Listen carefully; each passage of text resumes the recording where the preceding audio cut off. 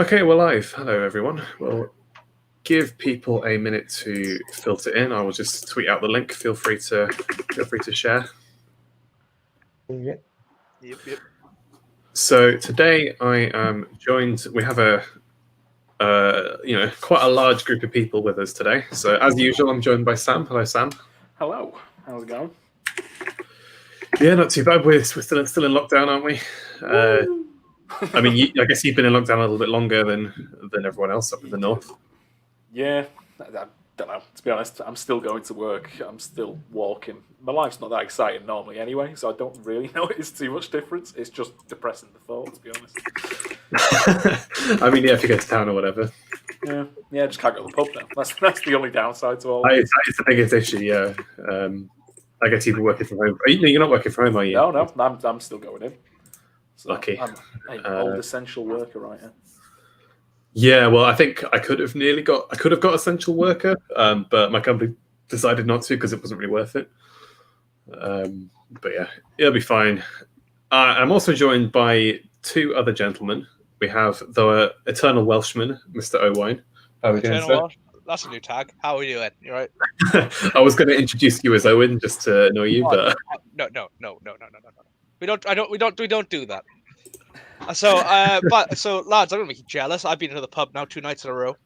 Oh, you dickhead! Yeah. In Wales, Wales is open, isn't it? Not to the English. Of course. If you're English and you get caught in a pub, you will generally be escorted out. If you live in England, by the police or by the you have to be a resident of Wales to be going to the pubs right now. So they actually ID you. They check that you're a resident. What if you? I guess you have to have ID to buy a drink, but what if you've got just a driving license or? That's it. Yeah, that's it. They'll ID your address on it, won't and then I suppose some places do ask for address. And then sometimes the licensing officer comes in and goes, "What is the papers? we got to see them. On the list. They are on the list. Do you have the list? This is the world we live in now, and they do, and they're all like, they're all like people you could imagine who would absolutely love wearing their Hugo Boss. Well, it's funny you say that because there is I guess Owain, you've heard of this group, but the Welsh Liberation Front back in the 60s. Oh, the Welsh Liberation Army, yeah, Welsh Liberation Army, and basically they were LARPing Waffen SS Celtic Boomers. Yes. Wait, what? Actually, they were LARPers of LARPers because the IRA were LARPers of other things, but they were LARPing the IRA essentially. They really badly wanted an IRA for Wales. Isn't there an Archer episode of that where they have? Yes, there is, which is also a Of Mice and Men parody. But yes, yeah, it's like Toast. It's a very good episode. I recommend because it's Michael Sheen who does the voices for both of them, and Michael Sheen's great. But yeah, so in the 60s, well, it goes before the 60s because this is where like the Welsh nationalist movement comes from. There's this front called the Welsh Liberation Army, and they were heavily Republican, very fascist back in the 30s and 40s, as you can imagine. They are single-handed. They could possibly be attributed with causing more deaths in Wales during the war than even the Germans, because what they did during the war was they used to bomb airfields. And they knocked out the airfield which defended Swansea. And if you know anything about Wales during the war, you know Swansea got hit heavily because there was no defence whatsoever because of the proto-Plaid Cymru and the Welsh Liberation Army had destroyed an RAF base which was meant to be defending it. Thanks, Wales. So that happened, and then we had the whole dam thing in the 60s then about building a dam for Liverpool, flooding a village. It happened like 7 other times before that. I don't know why this one was so. The reason this one was so important, I think, is just because they kicked up a bit more of a fuss. I get in trouble.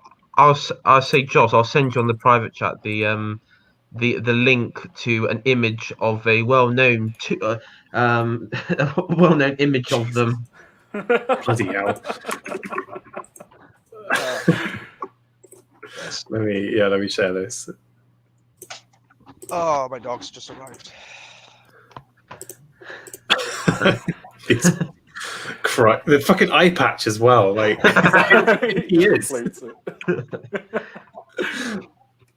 We've been live for 5 minutes, and we've already had an anecdote about Wales from Owain. So you think he's gone to look after to see his dog or something. But as we've heard, we are also joined by AIShireTory as a last-minute addition. Hello. Hello there. He's done exactly what I did the other day, asking to be on his Elder Scrolls stream, which I highly recommend checking out if you could last 4 hours, because we spent a while. Yeah, that was a long stream. That was a long stream indeed. So got a few people joining. Anakin Cringe Walker says the Bojo train never stops and it's on its way to Germany. Not entirely sure what he means there, but we'll give Owain a sec to come back. So I guess the my plan for this was to essentially look at Boris's speech announcing various new defense things, this RAF Space Command, which sounds pretty cool just from the name. This is 45 minutes long. We're only going to do the first 10 minutes, as this is an entire Prime Minister's questions session. The first 10 minutes is just Boris's speech, so we're not going to look any further than that. I apologise about that, guys. I'm back. No, that's cool. My brother's dog just swamped me in my room, and he's coming back now. I said we've been live for less than 5 minutes, and we'd already had a historical anecdote about Wales from you. Yeah. It happens. And that's what he's here for. Remove the dog.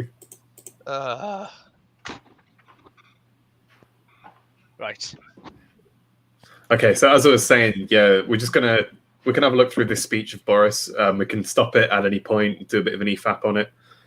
I have a few kind of points where I'd like to call him up on his comments about the past defense spending, because I don't think it's been as lax as he says. We're going to do sort of 10 minutes of this because it's an entire Prime Minister's question session. So I suppose we can. Well, after that, we can maybe have a bit of a chat about kind of best and worst case scenarios for Britain going into the 2020s, 2030s. 2020, yeah, going forward. Cool. And see what we reckon would need to happen for those scenarios.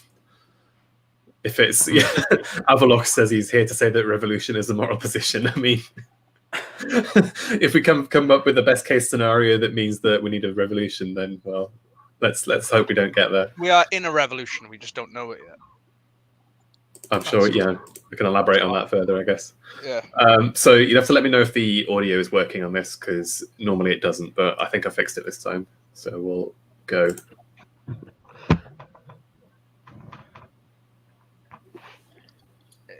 I hear nothing. I hear nothing either. No. Right, let me try it again. Boomer tech issues. Let me try resharing. So when you share screen, you got to click the little chat box in. Yes. It's got to be quite loud as well. There we go. How about this? Red states should ship guns to North FC. Hoorah. Can we hear that? Yes. Excellent. Stay quiet. Let me turn it up. I refuse to indicate any pessimistic forecasters may have been by taking up the scalpel yet again. Based on our assessment of the international picture and our foreign policy goals, I've decided that the era of cutting our defense budget must end, and it ends now. What do we think about that then? Because I'm not entirely convinced that this is the era of cutting defense spending. Defense spending was heavily cut back under camera, wasn't it? That was part of it. So I had a look at ukpublicspending.co.uk, and it says, in fact, because I have to share each fucking tab. Let's do this one for now. If I zoom in slightly, so we can see that obviously, look in the last century or so, there's two distinct spikes for some reason. I wonder why. I'm surprised there's no spike there for the Falklands. That was unexpected conflict, wasn't it? And I mean, I don't think it was also over rather quickly as well. Yeah. Compared to the wars, the Great Wars. And we can see, obviously, it's declining pretty steadily since the 60s, but it has flattened off since 2000. Yeah, because you got the Iraq War and the Afghan War. Yeah. But the trouble is, even during the Iraq, now I don't know if any of you would remember the Iraq War too well, but one of the controversies during the Second Gulf War was that there wasn't adequate military equipment on the ground, and you had like the And they didn't have armor underneath the vehicle, so they were just getting wrecked by IEDs constantly. That's why the IED is a dangerous thing, right? They were sort of they've talked about a lot when it comes to the British military in the Middle East, is IED explosions and IED deaths. Yeah. Well, that was the most effective way at the time. The guerrillas had what we'll call it. Well, Taliban. They because basically you had these guys going around in what, for all intents and purposes, were Land Rovers that you could buy off the street. You know, and they didn't have any under armor. They had a little bit of armoring around the sides, but that wasn't even going to stop an AK bullet. No. We actually went in so unprepared because troops didn't have body armor, like adequate body armor. Well, the thing was, we were in the 90s and the 80s. I think we were. It's just like what happened before the Second World War, because they were like, oh, everything's going to be in the air. Like in the 90s and the 80s, towards the end of the 80s into the 90s and 2000s, troops on the ground wasn't really a thing people thought would be necessary, like proper outright conflict, you know. So I guess that they didn't invest in that until eventually the point came where they had to put boots on the ground, because if you're going to keep rebellion quelled or guerrillas, you have to fight them face to face. Like, talk to anyone who's been in Northern Ireland. Now that was a nightmare for anyone. I know a lot of soldiers, because my uncle was served in Northern Ireland. That they were more traumatized by that than the Falklands. Right, because it was so close quarters and so close quarters, and this kid you just gave a chocolate bar to can drop a car bomb. Yeah. Oh, it was like, because these were basically your own, and you don't know who's going to backstab you. We did a whole episode on of this stream on infantry technology, and we kind of concluded then, didn't we, Sam, that the infantryman isn't really going anywhere.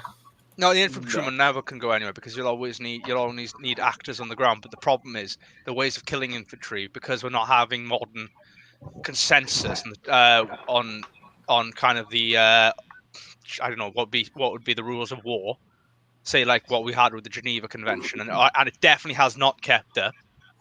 You're getting things now like where the Chinese are microwaving infantrymen from a distance with fucking with rays. It's quite disgusting that is allowed. But the thing is, they don't care. They ban shotguns and stuff, but you can have microwave emitters. Yeah, which is probably the worst way to kill someone. That's as bad as mustard gas. That is just as bad as gassing someone. Being boiled from the inside. Yeah, I'd rather not. Yeah, exactly. So we probably at some point, I think they need to shape up and start. Maybe we need a convention on modern warfare. But I mean, at the end of the day, if you are doing a large scale modern war, the aim is to win. Yeah. I mean, what are you going to tie your hands behind your back? No. The idea is that you actually have a world to build on afterwards. That was even the Nazis. I've said that now. Sorry, Joss. Even mid-century Germans didn't. Right. Yes. Didn't break the rule. Didn't necessarily break the rules with people who followed them. So, for example, in the Western Front, they adhered to the Geneva Convention quite thoroughly. Whilst on the Eastern Front, I would put that down to a sense of Germanic honor. I guess, but on the Eastern Front, they didn't bother, because they were fighting the Untermensch Slavs, weren't they? Yeah, but their excuse was that the Soviets didn't sign up to the Geneva Convention, so they were free to do as they pleased. I would also add a bit Japanese as well. It's not. Yeah. What are you going to do against China if they start microwaving your troops? Like, you can't say, "Oh, stop that! That's mean." Like, no, that's it. I don't know what the repercussions of the Geneva Convention were. I think it says something that was in Switzerland. So the money is in Switzerland, I guess. If there was probably financial repercussions, I don't know. Well, as we've shown, China didn't seem to give a shit. But obviously, if you break the Geneva Convention, basically the whole world's got to go and sack you, because that's the idea. Well, that was the idea: is that if one person breaks it, therefore you are now like declared public enemy number 1 to the entire globe, and that anyone who signed up to it is compelled to enforce it. I mean, I guess that makes sense on paper, but as I said, we do have China who don't seem to give a shit. Yeah, that's the but problem. China's not like world's population. Yeah, I mean, China's not like, I mean, China can get away with like stuff that Saddam Hussein, when he was in charge of Iraq, could never do, evidently because the debunked conspiracy theory that he had weapons of mass destruction was enough to cause a regime change by the West. And I mean, here's a black pill. Could it be that with Biden potentially as future president, that these spending increases could be a sign of the cathedral preparing for the next war, wherever that may be? That was something I was going to come on to, but yes, either that or enforcing the Great Reset, which is some of the comments underneath this Sky News video, which is quite funny. Yeah, I imagine, yes. JD says that urban guerrilla warfare is constant stress, perpetual, I guess he means the adrenaline rush. It's brutal for your mental and physical health. Yeah, exactly. I mean, this is, I guess, it's part of Vietnam as well. That's quite famous. What we are seeing right now in the world is the information equivalent of guerrilla warfare. Well, that's what we are basically. That's what I think TDS in many ways is. Actually, I think it could be comparable to the stress of being exerted mentally constantly by an enemy who just doesn't seem to go away because we are a fragmented. If you're convinced that Trump is about to put everything you know and love in concentration camps, then yeah. Well, no, I wish he does at this point. Every enemy is the lines between imaginary and imagination and reality is completely blurred for these guys because they just don't know anymore because the information's become so fragmented to what their worldview was. There is no ordered news coverage anymore, like especially in our world, our circles. Well, from my discussions with Americans, they seem to believe that they have genuine National Socialists running their government, which is just laughable. It is very laughable. Our education system. I can see why they think. I think what's happening in the upper echelons. I thought about this when I was watching AA's video, Weimar stream. That was a good stream, actually. I enjoyed it. Yeah, and I was thinking about it when they're there, and I was like, basically, I think what the elites have done is they've seen Trump and they've seen these kind of beginnings here, and they're like, oh shit, it's Weimar all over again, and they're terrified. I mean, you would be. Because the rise of populism parallels what happened in Germany, and that's it. Oh yeah, I mean, Sam, did you watch that stream? No. It's the latest cigar stream from Academic Agent. He basically went through kind of what the complaints against the Weimar Republic were from native Germans in the 30s, and he read out a speech by Goebbels, and it was like it was such a close parallel. It was such a close parallel to things that people are saying nowadays. It was actually creepy in places. There's parts where he's like, country's been left behind. Yeah, he's at the risk of sounding reactionary and old-fashioned. And then he continues with something, and it's like, my question was, how do they get from somebody that a lot of people on the right would agree with to killing millions of people and trying to take over the world? Well, it becomes a spiral. It becomes a it's that spiral. But that's also right wing philosophy is because where the left is slightly different with I guess they're on the right. The left is an internationalist. It's internationalist philosophy, so you can apply it whether it's China or South America or wherever. But with the right wing philosophy, it is tailored to each nation. Now, Germany has a history of expansionism. They also have a history of, I guess, superiority complex with their Slavic neighbors and such, and also a long history of anti-Semitism. So it wasn't like, I mean... Yes, that is true about the Nazi Party when they first came to power were explicitly anti-Semitic. Well, yeah, because they perceive... They perceive the degeneration of Germany. They perceive the Jews as profiting from the degeneration of Germany. Yeah. Well, I mean, Now, from I guess you could say if we ever had like an English version of a Nazi party which was tailored to English, say, culture, it would be exclusively anti-Catholic. If I was to go like a We're going to start minority, blaming the Irish for everything again.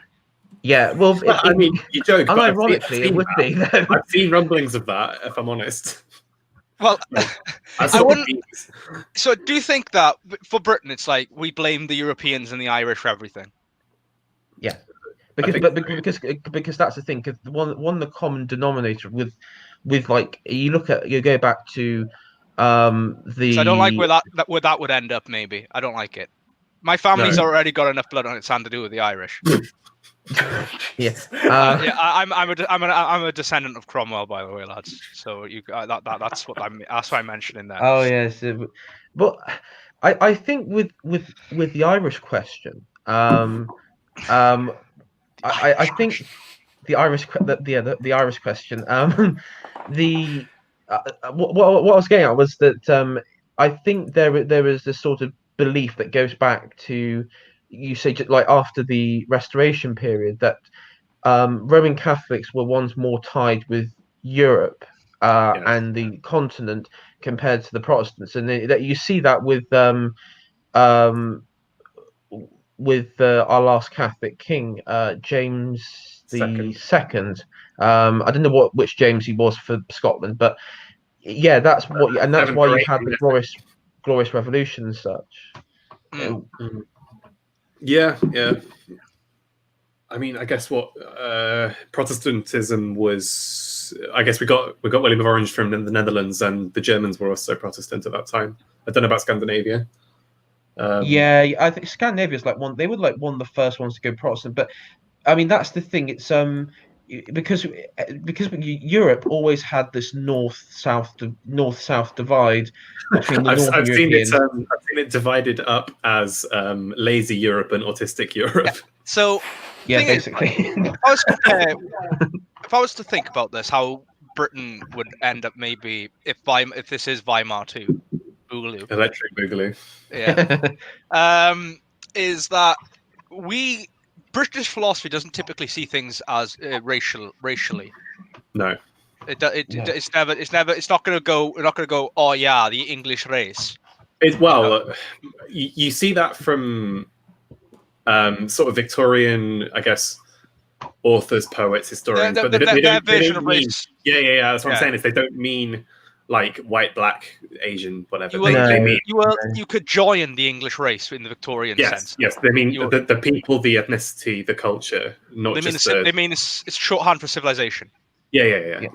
That's where it is. But that's how British would see themselves. It would be probably kind of if hopefully the British idea prevails, because the British in itself is a made up idea of the Victorians. That's in truth. As opposed to English, Irish, Scottish, Welsh. Yeah. Well, that's the component. It was the Scottish king that first coined the term Great Britain. Yeah. James I.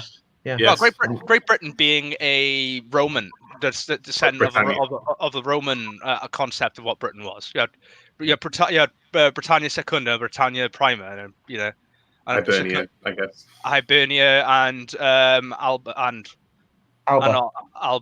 yeah, and so it's all, yeah. Anyway, so in Britain, the problem we might have, our downfall, I would say, to the other extent, would be more similar to what happened in Greece, where you end up just city-states everywhere.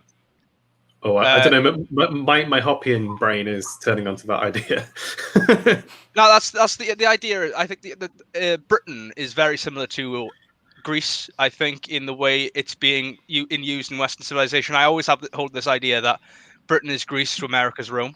Oh yeah, no, I think that. I thought that for years. Yeah. Yeah, and I think that what will happen is essentially we are the co-culture to America, who are taking over the kind of baton of Anglo culture.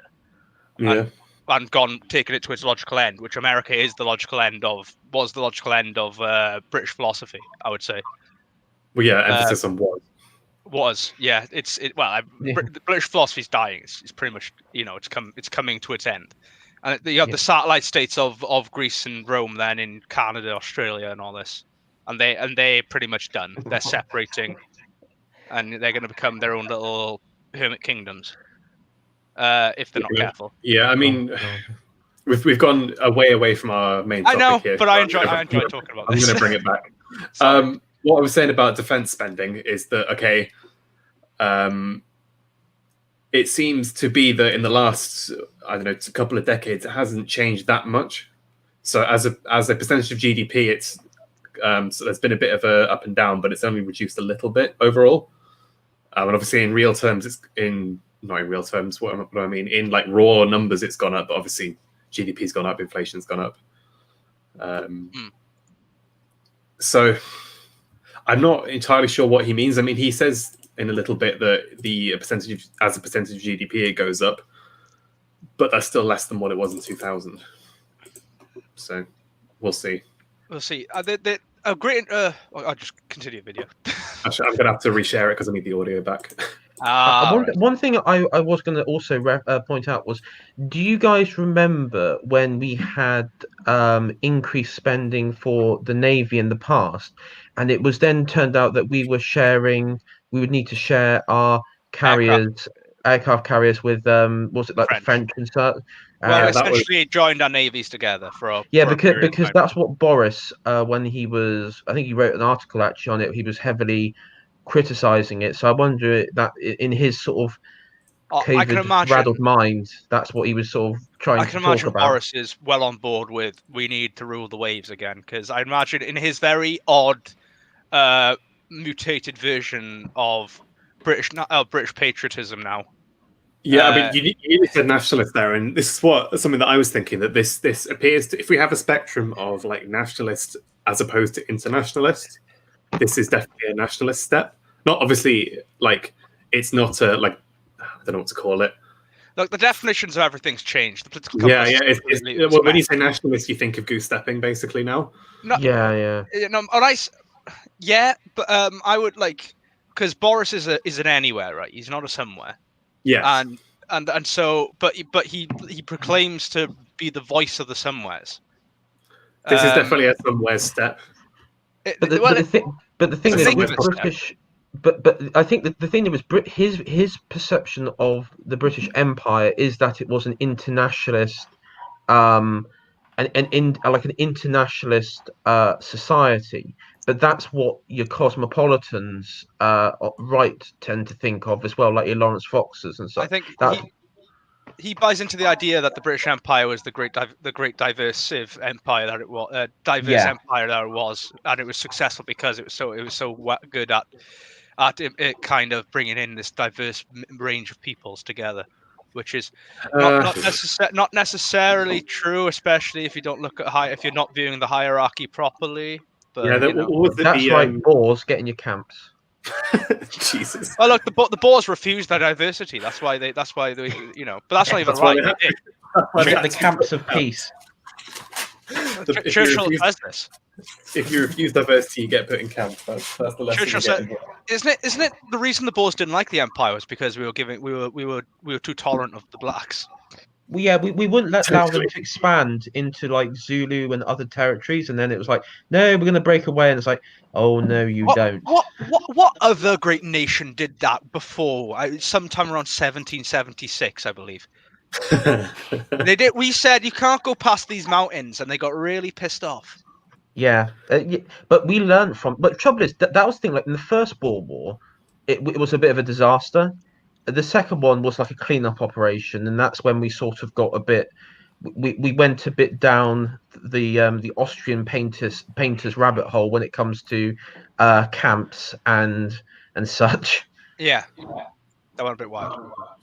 It got a bit crazy. Yeah. Yeah. Should we continue with this then? See what Boris has got to say. Increasing defence spending by £24.1 billion over the next 4 years. That's 16.5 billion more than our manifesto commitment. So he's doing what, 3 times as much as they committed to? If it's Yeah. 16 as opposed to 16 more and it's 24 total. Money no longer exists. Is it? So why not? Also- Why not just ramp Is up it? military spending? Is it? Is 0.5% above inflation? I don't know. I think it might be by the sounds of it. I could be wrong though. The Green New Army. Well, I mean, he does talk a lot about the Green New Deal stuff, which is Yeah. It's like this is going to be the army to enforce environmentalism upon well, the world. that's what I'm kind of. Environmentally Yeah. friendly energy weapons. Yes. our Green New nukes.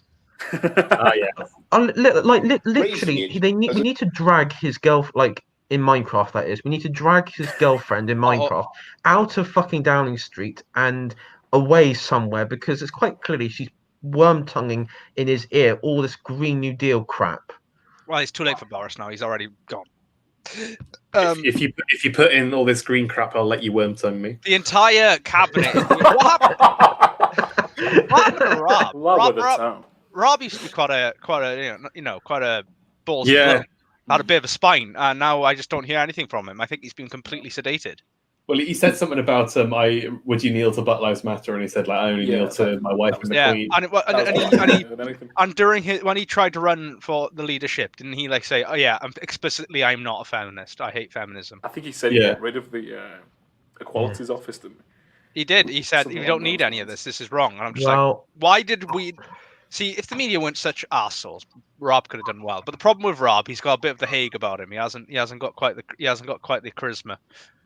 I mean, I backed during the leadership. I backed Rob originally. I was on the Rob train. Yeah, I even signed up to help his campaign and such, but it was not to be. I think it was too soon. Rob might be able to take it again next now, but the problem is they are building Sunyak up so heavily. Oh, fucking hell, let's not have him. They want him so badly. It's going to be him or Javid. I bet you now that's what they're going to try and frame. So they can go, oh, we're diverse conservatives. No, but that's what the Tories are desperate to beat Labour to the first BAME Prime Minister. They're desperate to do that. They might as well just hit two. Oh, well, two birds with one I think stone, cleverly Patel. Patel or cleverly, I think would be fine. I would give it to Patel, to be honest. I mean, like, if we're going to go down, we might as well go down, like. She put in place mandatory diversity training for the Home Office. Well, that's it. I don't. It's like you can't trust these people. No. Like Javid has his moments as well, but what about that Kemi lady who basically called out critical race theory in Parliament?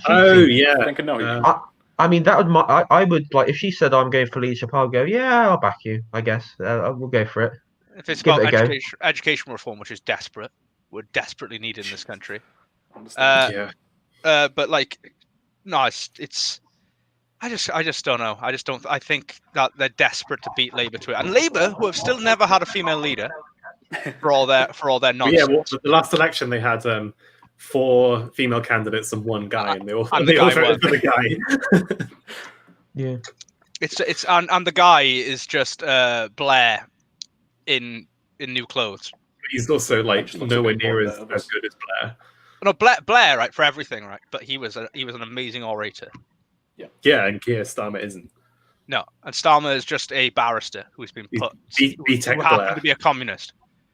And he's a crap barrister as well. So yeah, I don't know. I mean, there's not skeletons in his closet with like Rotherham and such. If you're looking into it. AI, when I run in 2030 now, Owain 2030, I'll be against Starmer. I'll just wreck him. Owain 2030, guys. was your phrase? Was it end the nonsense or something? End the nonsense, mate. That is the campaign slogan, and the campaign song is going to be "Never Forget" by Take That, because it'll be really good for all the normies. They'll love it. Oh god! I'm telling you, I'm going to win.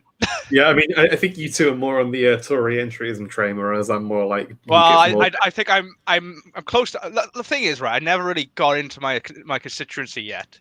But I think I now have things that could be used against me after my angry outbursts recently. I was like, should I vote for Farage? In real life or on? No, I haven't got any skeletons in the closet. I just think that things I've said on Twitter. Oh, things I've said on Twitter. Yeah, I was going to say I'm being on AA stream.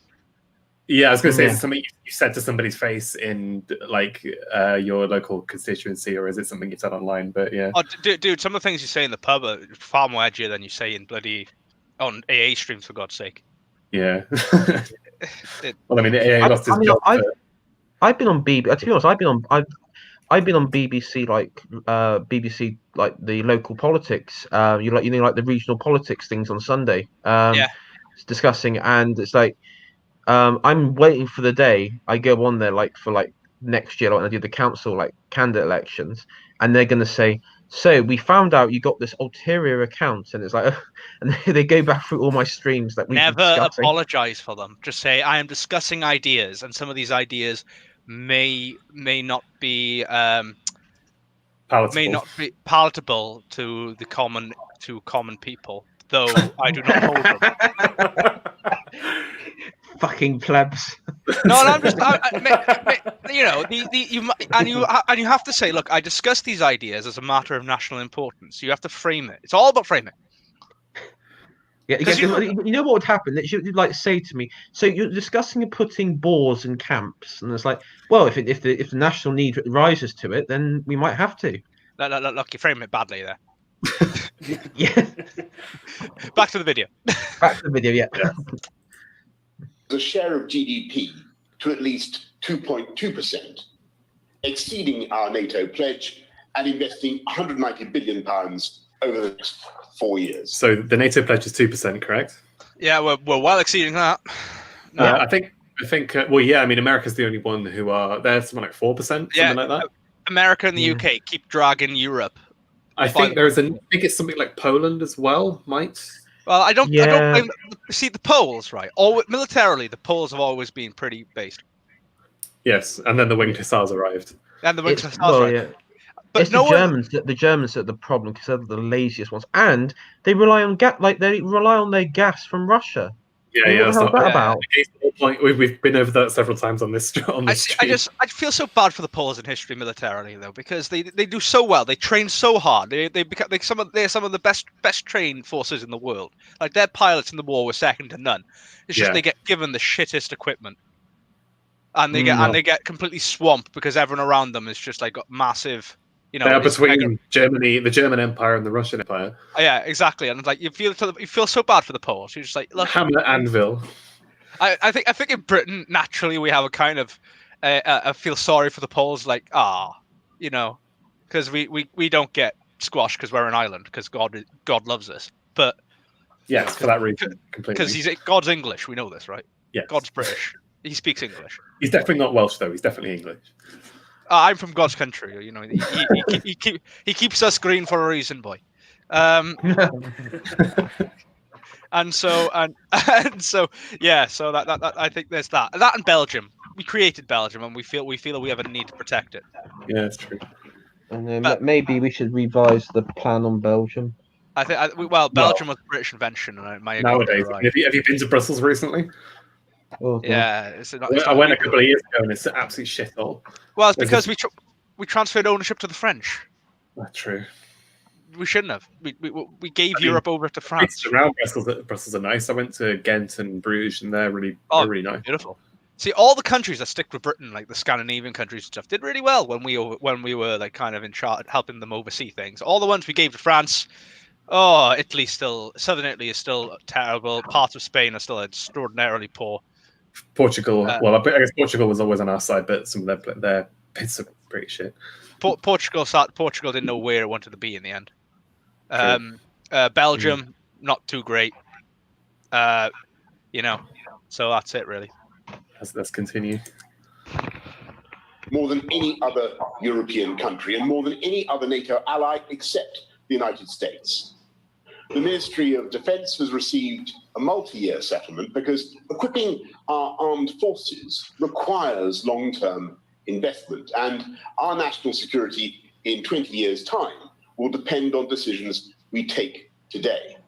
So this is a rare example of a democratically elected government pretending to give a shit about 20 years' time. Yeah, and it's like, you know, what this is, right, I'm telling you now, because we're moving towards everyone employed by the state, if the Great Reset's anything to go by.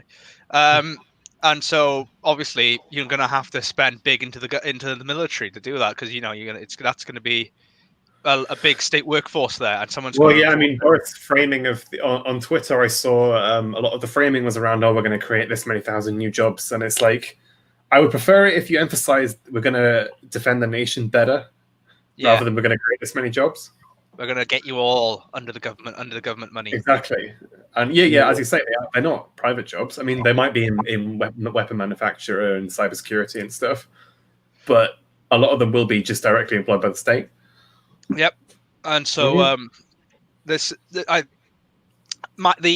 evil side of me is like, yeah, this would be a way they could really tie people in, is by having a massive military, and this is what you do. Like America, for example, they have a huge military industrial complex. Yeah, it's huge, and you know, that's a load of people who are by their jobs are loyal to the state, because you have to be if you're in the military.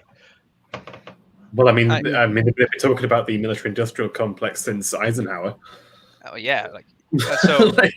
I'm a guy as well who wanted to go to the army. I passed my medical and everything. The only reason I didn't go was because of family things. But like, I just there's something in me saying this isn't right. This come out of nowhere.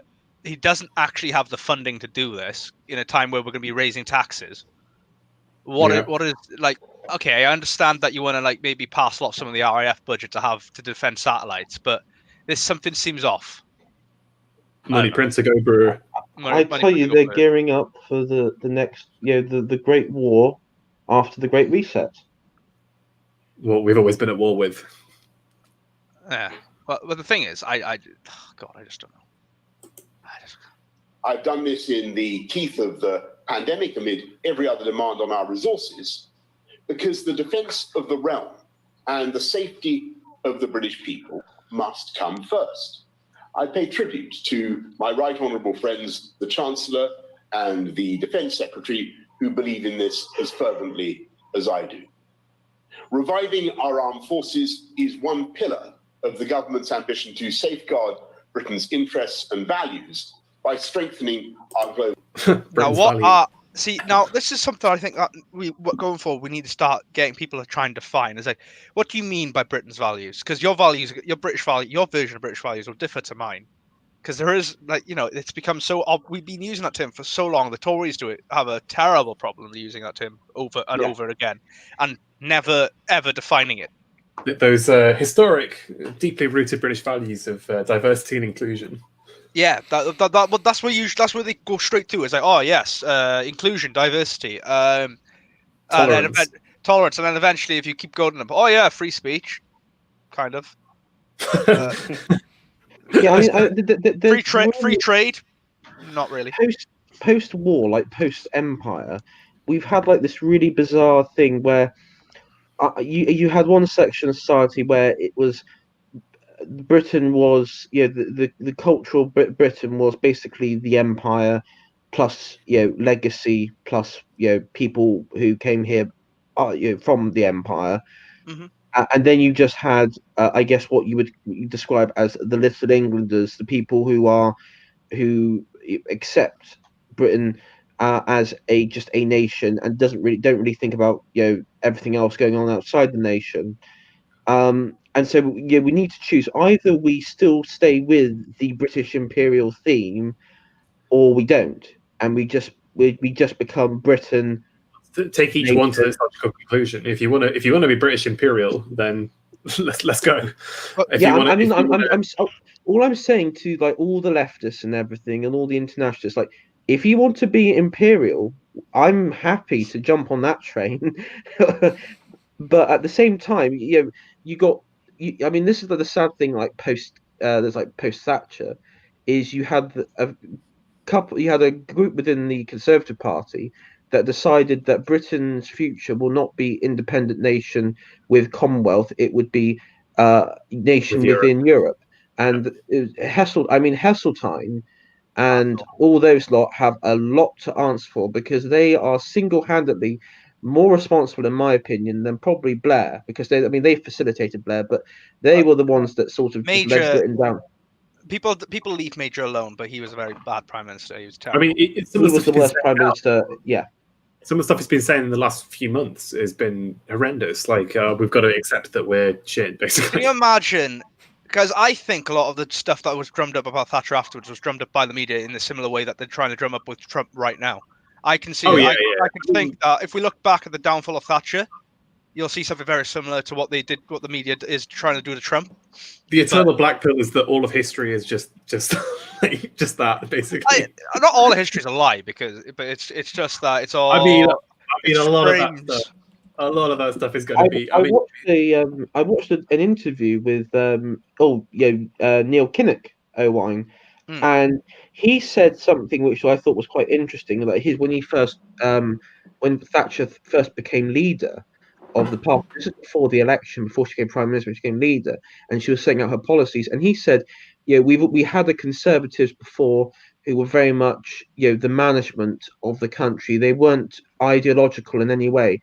But then she came along and brought ideology to the party. Thatcher, in many ways, was a populist. Yeah. She was very pro free market and was actively anti-communist. Yeah, in people, we look back at Thatcher and go, look, there was things she did, especially in the north, but she was a southern England populist, not Northern England populist, a Southern England populist, a shopkeeper's populist. Too right. I actually do think that we say like, the North and South, voted. She did win seats in the North. She won seats in Scotland. She won seats in Wales. Yeah.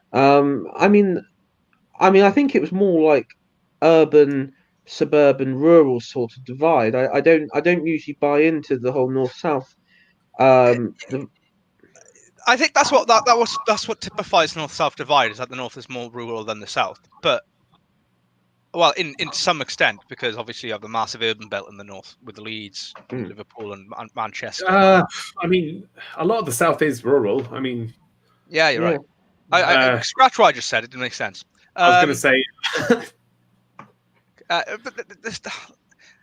there's got to be something that defines it, because you think about the whole mine stuff is the thing that is going to play. Thatcher was in charge for 10 years, more or less, and and the whole mine stuff still, even though she won a war, she dragged Britain from literal poverty to being a first-rate country again. And she made Britain, and she basically got the Soviets and the Americans to bow to her. I remember watching. I think it was when she died quite recently, or a few years ago. I think I was watching some news thing with my parents at the time, and there was a guy who, I think he was a Labour guy, basically ripping into her for the whole documentary or the whole news segment. And at the very end, the news interviewer said to him, "In your opinion, did she leave the country better than she started?" And the guy tried his very best to worm around it. Because you can't. If you ask anyone that question about Thatcher, she left it in a 10 times better shape than she started. Yeah. Like in London, St James's Park, like it was 1978 winter. It was literally, you had like a fort of rubbish like everywhere, because you had all the strikes. And like, if you see like images of like Britain back then, and then like the rolling blackouts and such, and the fact that like bus drivers were getting paid more than fighter pilots. Yeah, well, because the market. The one thing I think she failed on spreading the wealth in areas which she had closed the nationalised industries. Because obviously we fucked up so badly with Attlee nationalising everything. People keep talking about how good Attlee was. He was, and he caused all the problems in the mid-century. Who says he's good? Oh, just go to any young politics thing and they'll tell you Attlee. Anyone under the age of 21 will say that Attlee was better than Churchill. I've never heard anyone say that in real life, but I guess I haven't really asked. Yeah, you do find that there's a lot of people who love Attlee and they like deify him. And but then you just explain. Look, he nationalised the mines. He's the one who caused Thatcher. Well, it didn't. He wasn't in charge of the NHS. Well, he was starting the NHS. That was Attlee. Yeah, that was Attlee. Actually, the NHS, it was actually, if I remember correctly, the NHS was like the foundation for the concept of a national health service. It was the Conservative government, but it dates back to like 1930s. By Tom Harwood that the NHS is Conservative. Yeah. And that's a good thing, apparently. Or one thing I didn't know, and which I found quite recently, was Attlee was in charge when the partitioning of India happened. Yeah, and he fucked that up badly. He fucked that up as well. I mean, talking to my Hindu friends, like, not happy about that. Not happy about that.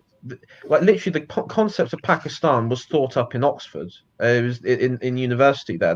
There's because the thing there is if you look at like there's a really good map that I used to have where you look at the British Raj and it showed like the compilation of religious groups, and literally you had Muslims and Hindus. It was sort of all like around the northern India. It was all blurred around, like around Hindustan and such, and the Punjab. And that was the problem. The problem with the partition was the Punjab, because you had this massive region, and you had Sikhs, Hindus, and Muslims, and it wasn't like clear dividing lines. It was just all over the place, because obviously everyone moved during the Raj, and nobody thought independence was going to happen. I wonder if anyone would look into that election when Attlee won by that much, beating Churchill, because that didn't seem right. Yeah, I think it's been gaslighted. I was told the reason why Attlee won was because Churchill began to give money to rebuild Germany, and that angered a lot of people at home, because you still had places in London and the cities which had been bombed that hadn't really started the rebuild. I don't know what I'm not too sure. I'm not too certain what happened. I think it. Churchill's domestic wasn't great. He wasn't good at domestic. It was quite interesting because Churchill, if you actually look at the 45 election, he did very well in Scotland. He did very well in Wales, Northern Ireland, but it was actually England where Labour sort of did better, which I thought was quite interesting. Anyway, back to the video. Yeah. Sorry, we're taking this on tangents here. You're getting distracted. We've done 2 minutes in just under an hour. Influence and reinforcing our ability to join the United States and our other allies to defend free and open societies. That's what we're saying about British values, isn't it? Free and open societies. Free and open societies. In more than one way. Open borders. Well, it is because one thing I do see is the move away from Europe here. Because when he says other allies, I'm hearing Commonwealth. Not yet. The move is now it's Britain, USA, and the Commonwealth. That's the move, and I think that's what Boris has always wanted anyway. I prefer that to Europe. Well, there's two sides in the Westminster bubble. I think this globalism is a truth. It's not. There's no question between globalism. Oh yeah. I mean, I always found that in university as well. The question is, though, it was always in the Tory party, is what kind of globalism do you want? Yeah. Commonwealth globalism. Where do we globalism? Yeah, where do we globalism? And we now, I think Brexit was what has been perceived with the Tories. Brexit was perceived as Commonwealth globalism. Yeah, it's basically like I know that. Dare I say, it was looking at you have your European empire, maybe that your third like Commonwealth empire, I guess, is the sort of maybe. Yeah, well, it's the soft empires that are developing, isn't it? It's the empires of ideology that are developing. I would say empires of foreign policy. That's a good way of putting it. Yeah. We're getting some stuff coming through your mic there. Yeah. My battery's running low, so I'm just gonna get my charger. All right. Okay. So yeah, I would say in the future now we're going towards foreign policy alignment. Now, the odd one out here, I think the Kanzuk is definitely going down this I'm not a fan of Kanzuk.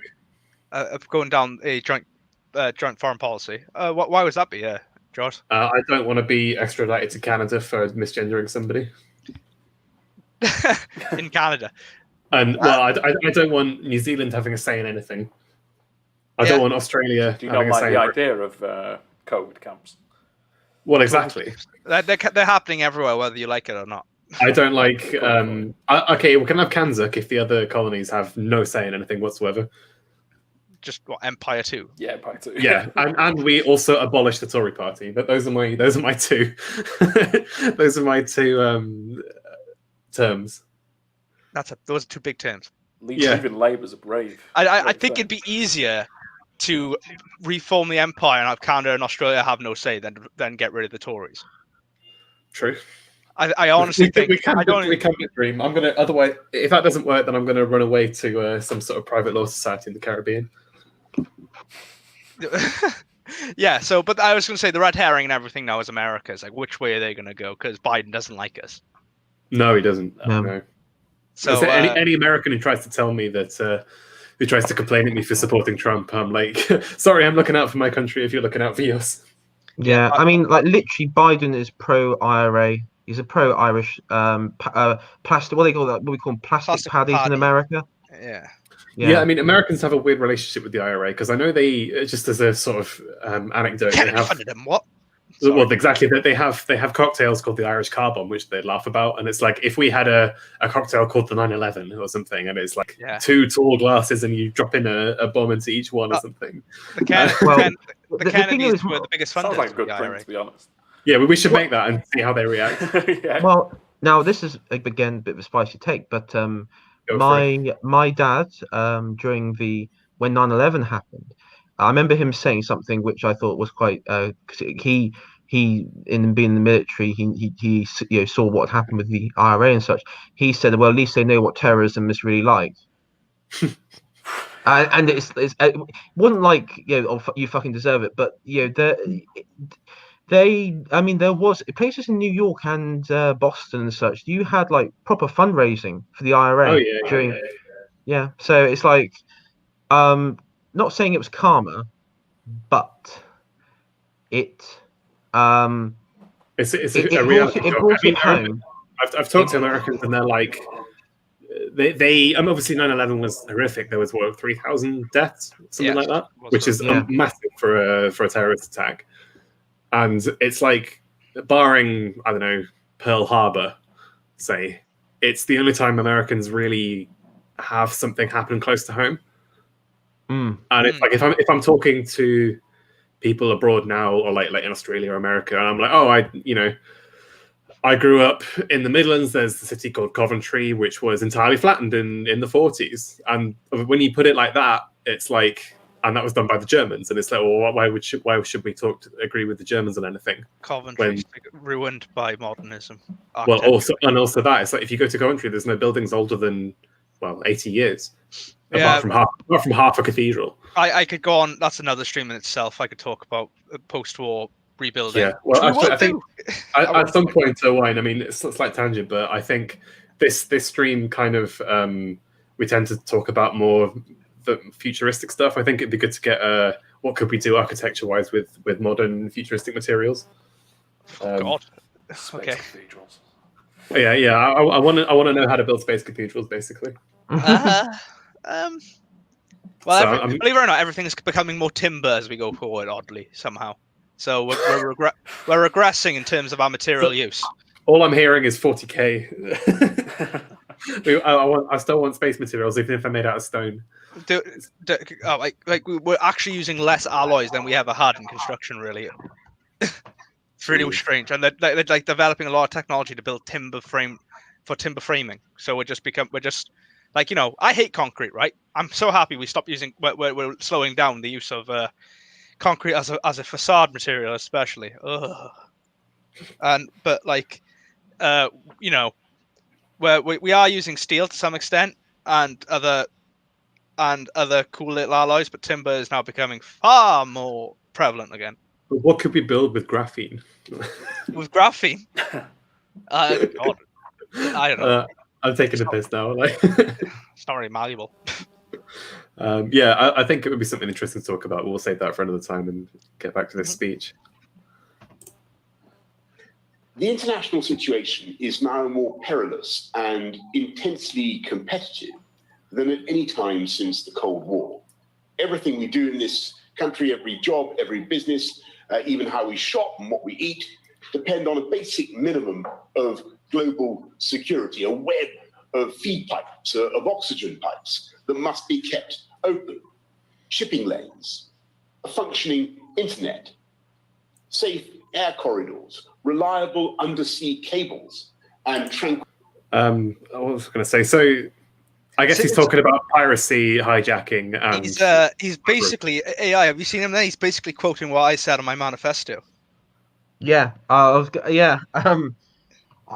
for military spending, about rebuilding the navy. This is also part of it, by the way. It's the big rebuilding. Like I've always been a proponent of. I think we need a big navy again. yeah. or we're an island, well, or Yeah, an I mean, we're an archipelago. I mean, the state, as we said, the state of our navy, like the fact that we had to share our like carriers with the French, just goes to show how weak it has been. And I know that, and it is pathetic, yeah. And I mean, maybe Boris knows this. I mean, he is a man of history, so he would know the British Empire and everything, and what made our empire so great and so powerful. Was the fact it was our navy. I mean, we had obviously good military, like army regiments, but at the end of the day, it was the navy that protected our seas, protected our trade. Well, there was the I don't know how true it is, but the idea that there was a gunboat within one day's sail of every port on the planet. Yeah, there was there because we had so many naval dockyards around Africa. I mean, especially after the scramble of Africa, we had so many military dockyards. We had we had complete control of the Atlantic, and the East and the Indian Ocean and such. And we didn't really have much in the Pacific, but I mean. There was probably a lot around Hong Kong, Singapore, and China. Maybe not outside Australia, New Zealand. I mean, maybe not in the sort of Pacific Islands. Yeah. Well, I say maybe not like compared to you could say the French and Indochina and the Dutch East Indies and such, and Japan to modern times. Yeah, Japan. Yeah, because obviously, after 1868, after they went through their imperial reforms, they became, but they were heavily inspired by the British Navy and the British military doctrine. Well, yeah, and then they crushed the Russians. Yeah, that was the Russians had a really bad, humiliating defeat in the. That was the one they sailed their fleet from St. Petersburg, so around the entire planet to Japan, and then it got absolutely wrecked in like a day. Yeah. You would have thought an incident like that would cause the Tsar and the royal family to be overthrown because, but no, it had quite little effect actually. It was it was 1905. I want to say. Oh, is this it was 1905. Yeah. Yeah, so it's 10 War, 10 years before they got overthrown. Yeah. The Russo-Japanese War it was the beginning of the end for the Russian Empire. Yeah, it was pathetic on the part of the Russians. I think they vastly underestimated the Japanese and how well they are, how good they were at westernizing. Yeah. They for a culture, can you imagine though being in Japan at that time for going through the process of westernization, and Russia had been going through the process for 300 years, and you absolutely trounced them. Well, I mean, I was watching documentaries on the World War. It was that World War II in color thing on Netflix. Yeah. And they were talking about the fact that it's the speed at which they modernized the Japanese. It's like there were guys that were kind of commanding the navy. The admirals were basically their fathers and grandfathers had been samurai. Yeah, and that's the equivalent of Winston Churchill's granddad being a medieval jousting knight. Yeah, which is just ridiculous. Well, that's it. The Japanese managed to adopt Western technology so well. Yeah. I mean, I think better than any other civilization up to that point. It's insane how quickly they developed. As I said, imagine your grandfather being going to jousts and going. I don't know. What else did medieval knights do? Going on crusade. Yeah. Going on crusades. It's my dad conquered the Holy Land, but now I don't. I'm commanding a steamship. Now I'm commanding a steamship fighting America. It's like it was really funny, Japan, because when they went through that period where they sort of got rid of the shogunate, which was the military order, the feudal military order, they actually went quite cultural revolutionary. And year one, because they actually banned the katana, the samurai sword, and then they banned several ancient traditions like that, and pretty much the samurai became extinct through that route. Then they kind of brought it back in World War II. Because that's what you Bushido. had. You had like this really sort of like really secretive coup, which not really talked about before the like during the 30s. And it's basically it was like a really nationalistic Bushido code rather than the sort of like it was framed in a nationalistic way rather than they adopted elements of Western policy that emerged with Bushido, and it went a bit wild. Yeah. Sorry, we've gone really off topic again. Yeah, sorry. Back to well, what did they say? A free and open society. That's where we were at, weren't we? Liquidity in distant straits. Oh yeah, the whole web of This pandemic trade has routes. offered a taste of what happens when our most fundamental needs are suddenly in question. What? This pandemic has offered a taste of what happens when our most fundamental needs are in question. Isn't that what? That's because of the government shutting things down, not because of the virus. That's it. That's it. So he's taken this excuse to expand. He's something right. I don't even think it's done. It's done purposely, right? Something tells me that he's being terrified because he's like, oh shit, what if? Because we rely so much on global trade that another thing, something happened that meant we could not facilitate that trade. And Potentially, and he's gone shit. We're going to pump loads of stuff into the navy.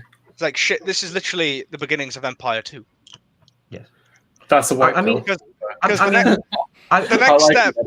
the next step after building a navy to defend trade is annexing the areas of production of these and these trade ports. Yeah, and then suddenly that's India, isn't it? That's the British Raj. That's the British Raj. Suddenly we buy back India. We'll have Canada again. Imagine if he just like walked out of Downing Street with like a cloak and like a really deformed face from like his COVID stuff, and he just goes, the Britain. It's like it's like the United Kingdom shall be reformed into the third British Empire for and it's like for safer and secure society and all that. For a free and open society. For a free and open society, and like our first port of call shall be the port of Hong Kong. Yeah. Oh god, we'll have to fight the Chinese for that. And we could take all this for granted, ignore the threat of terrorism and the ambitions of hostile states, hope for the best. Hold up. And we might. Hostile states. Now that's not something we actually. Yeah, but that's it. We don't actually hear a lot about hostile states anymore. We don't actually get told about enemy governments. We always get told, oh, we're trying to mend relations with them. Or like China's not a hostile state. Iran is just. I was going to say, who does he mean? Does he mean Somalia, which isn't really a state? Does he mean? I think he calls it Iran. Iran, yeah. Remember the Straits of Hormuz, because that's one of the key British trading rates. Remember what happened earlier this year? Remember what happened earlier this year when a British-owned transport ship was seized by the Revolutionary Guard? That's certainly a part of it. Because you think about it, if we had like a rapid response, like frigate or something in the area.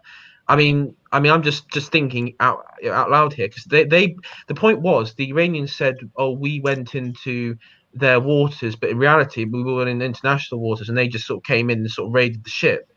So I imagine, like with British-controlled navy, if we just send like half a dozen. Another thing, if we had if there was a British frigate there and Iran tried to seize a ship and a British frigate came and just obliterated whatever force they sent, can you imagine the response at home? Like the Anglo Twitter would be on fire. That's true. It's true, but Britain, I think itself would be like, why did we do that? So mean. Stop bullying Iran, even though they're trying to take our fucking shit. Stop bullying them. And like, it's even like, say, I'm more concerned about. I think that's definitely a big element is the Iran stuff, but also how bullish China's been with Hong Kong after constantly all these diplomatic things going. Don't do that. Don't do that. Don't do that. Mean. Don't be mean. Stop being mean to Hong Kong. Respect the agreement. And they're just like, what agreement? We did this agreement. What agreement? Stupidest thing Thatcher did was that agreement. That I'm not lying. That is the worst policy that she had. But the problem is, how the hell were you going to defend Hong Kong? But I think as well, there's the Taiwan question, which is going to start coming in a lot more again because they're getting China getting a bit angsty about Taiwan now. Yeah, when they get annexed, I think shit will hit the fan. I mean, I don't know what they're doing in the South China Sea. I've heard there's been movements, but I don't know what they're actually doing. I honestly think if Biden would love the excuse to go to war with China. That's the black pill. No, I think that, and then Taiwan is the excuse, dude, because they're building up again. And all the parcel islands, that'd be even worse of a black pill. I mean, that would mean that once again, America gets to go to war fucking miles away from their own territory. Gets to go to war in East Asia. Oof. Can you imagine? The last time they went to war in East Asia didn't end well. But this time, the Vietnam would be on our side. Strange. Well, yeah, but where would we be fighting in China and in northern Vietnam, likely? Oh, fuck me, Malaysia. Cambodia. Guys, I'm gonna have to pop off now. Okay. All right. Okay. Yeah. So I just had to pop off because my dog's got to go out. So, but I'll see you all guys later. Yeah. See you, mate. See you, dude. But yeah, so it'd be likely if that ever happened in a war front, because I imagine Britain would probably want to provide our main provisions. There would be probably in a aerial capacity. Yeah, Navy and Air Force. I don't think we wouldn't have boots on the ground or anything. No, I don't think we would. The Americans would be left to. Well, in that case, the space stuff makes sense because China is one of the only countries that has the capacity to attack satellites. Our job would be to, as the main supporters in the operation, probably to the Americans and the Japanese forces on the ground, because the Japanese. Oh god, Japan would have to fight as well, wouldn't they? Yeah, we'll have the Japanese and Koreans on the ground there as well. The Americans. Oh no, this would be Korean War 2 as well at the same time. No, dude, it's gonna be so many fronts. There'll be so many fronts. Holy shit, I hadn't thought of that before. You got possibly even then the Indian front. Oh, they're already fighting, aren't they? Well, they are. I think that we want. The thing is, we need India to be on our side if that war happened. That's the only way we could beat China is with India as well. But I think they'd be up for it, to be honest. I mean, Modi seems extremely pro-America, but I guess that was with Trump, not with Biden. Modi, right? I think Britain has a golden opportunity with Modi to create a Commonwealth Pact, which could rival America. I have a very close Hindu friend who is very, very pro-Modi. Like, he absolutely fucking loves him. Yeah. And he's extremely anti-Pakistan and anti-China. Yeah, that's it. See, and if Britain just needs to choose India, and I think we have a good chance of having a really strong Commonwealth Pact. But yeah, Pakistan would probably leave the Commonwealth. Have you seen the Indian what they call propaganda cartoons against China? Oh, they're funny. Everyone, if you're watching this, go and Google them. They're hilarious. Mine, the black horse, the dark horse, right? Is I could see Russia getting involved on our side as well, because they'd be like, "Ooh, parts of northern China." But yeah, Mongolia back in our sphere. All these countries, because that would be China surrounded, wouldn't it? That's China is surrounded. They think people go, "Oh, Russia's on China's side." No, they're not. They want Russia. China is a massive threat to Russia's sphere of influence. Russia's sphere of influence is so enormous as well. Yeah. So. Yeah. Right. I'll be back in 2 seconds. My cat is going wild for some reason. So. How many animals are in your house? Jesus. Well, my brother's dog's gone back. You've got a dog, a cat, and several Welshmen. My sheep are outside. Yeah, the sheep are in the bedroom, obviously. Obviously, what do you think my pillows are? Yeah, 2 seconds. Yeah, 2 seconds, bro. Well, give him a sec to come back before we continue with this. Yeah, that's fine. What was this? Yeah, I had never thought about the idea of. I mean, that wouldn't really be a world war, would it? I mean, that's a fair few countries. I mean, World War I was pretty much just in Europe and North Africa.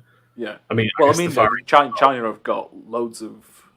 Yeah, I don't know whether you can call them colonies, but they've got like areas which they're basically in charge of. Yeah, I don't know what you call them. Yeah, you're right. Sort of territories. Territories. Yeah, that's probably the best way to say it. They're basically under Chinese control, whether or not they are.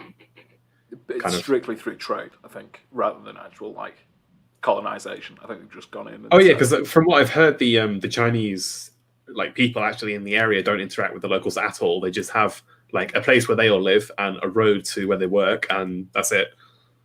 That's basically like the universities, to be honest. It's not not incorrect. But I don't think they have much actual interaction or control over the locals, because, well, other than basically keep away from us, I don't think they actually rule the locals. No, as far as maybe the locals do some like manual labor for them. not directly. Yeah, I think it's more of a.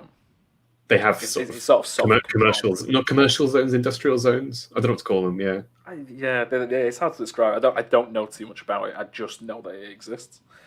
Yeah, I mean, we saw a few weeks ago that I think it was South Africa had their police had to learn Mandarin as a mandatory. That's another. I'm back, by the way. Hello. That's another front that may happen is Africa. Yes. Yeah, well, we're saying would this count as a world war if this kicked off? It is. It would be a world war. It'd be the Third World War. But I mean, what's the chances of anyone getting nuked if that's the case? No nukes. No one want to get nuked. More likely to get nuked would be Japan and China. Sad Or India and Pakistan. India and Pakistan. Look, it's going to be the big population centers, and it's going to be all of Eastern Eurasia and Japan and stuff like that. Europe, no. I don't think. Yeah, I can't see France or Germany or the EU getting involved.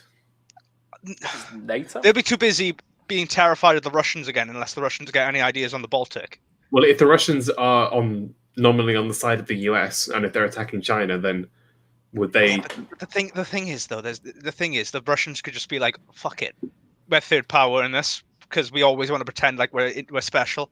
Well, if the Chinese are suddenly wiped out, then that leaves a vacuum. Yeah, well, the thing is, the Russians would love it because the Russians could fill their role again as the second main power in the world by filling that vacuum. Yeah, they don't really need to do anything. Just let them fight, up, really. And then eventually, then they can be like, "Oh, Russia, we walk into Manchuria. It's good again." Japan, why are you in Manchuria? we have set up satellite state in northern China. Yeah, well, they take over the Uyghur land. They would take the Russians. I think Putin would be like, "Oh, time for second Soviet Union." I don't think Putin's especially commie. I think he's not commie, but it'd be he's like more of a mafia boss, really. He'd probably declare himself like the Russian Caesar and just be like, "Yeah." And the Russians would probably love it, from what I've seen. Probably. Well, they do prophesize the return of the Tsar, and it could be Tsar Putin. I mean, well, because they've gone very Orthodox Christian, and they've kind of rejected. Well, have they rejected communism?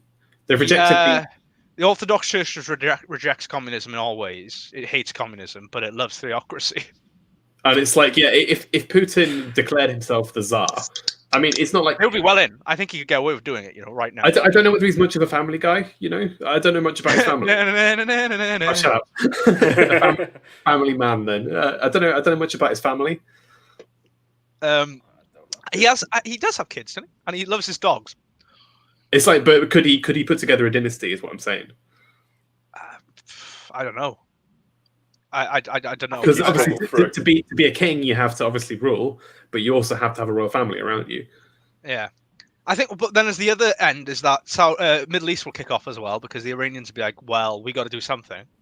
Well, when are they not kicking off? Let's be honest. Well, yeah, but they'll be supporting. They'll probably openly support Pakistan, and then, there we go. This is how it's coming to the European front, as if the Turks kick off.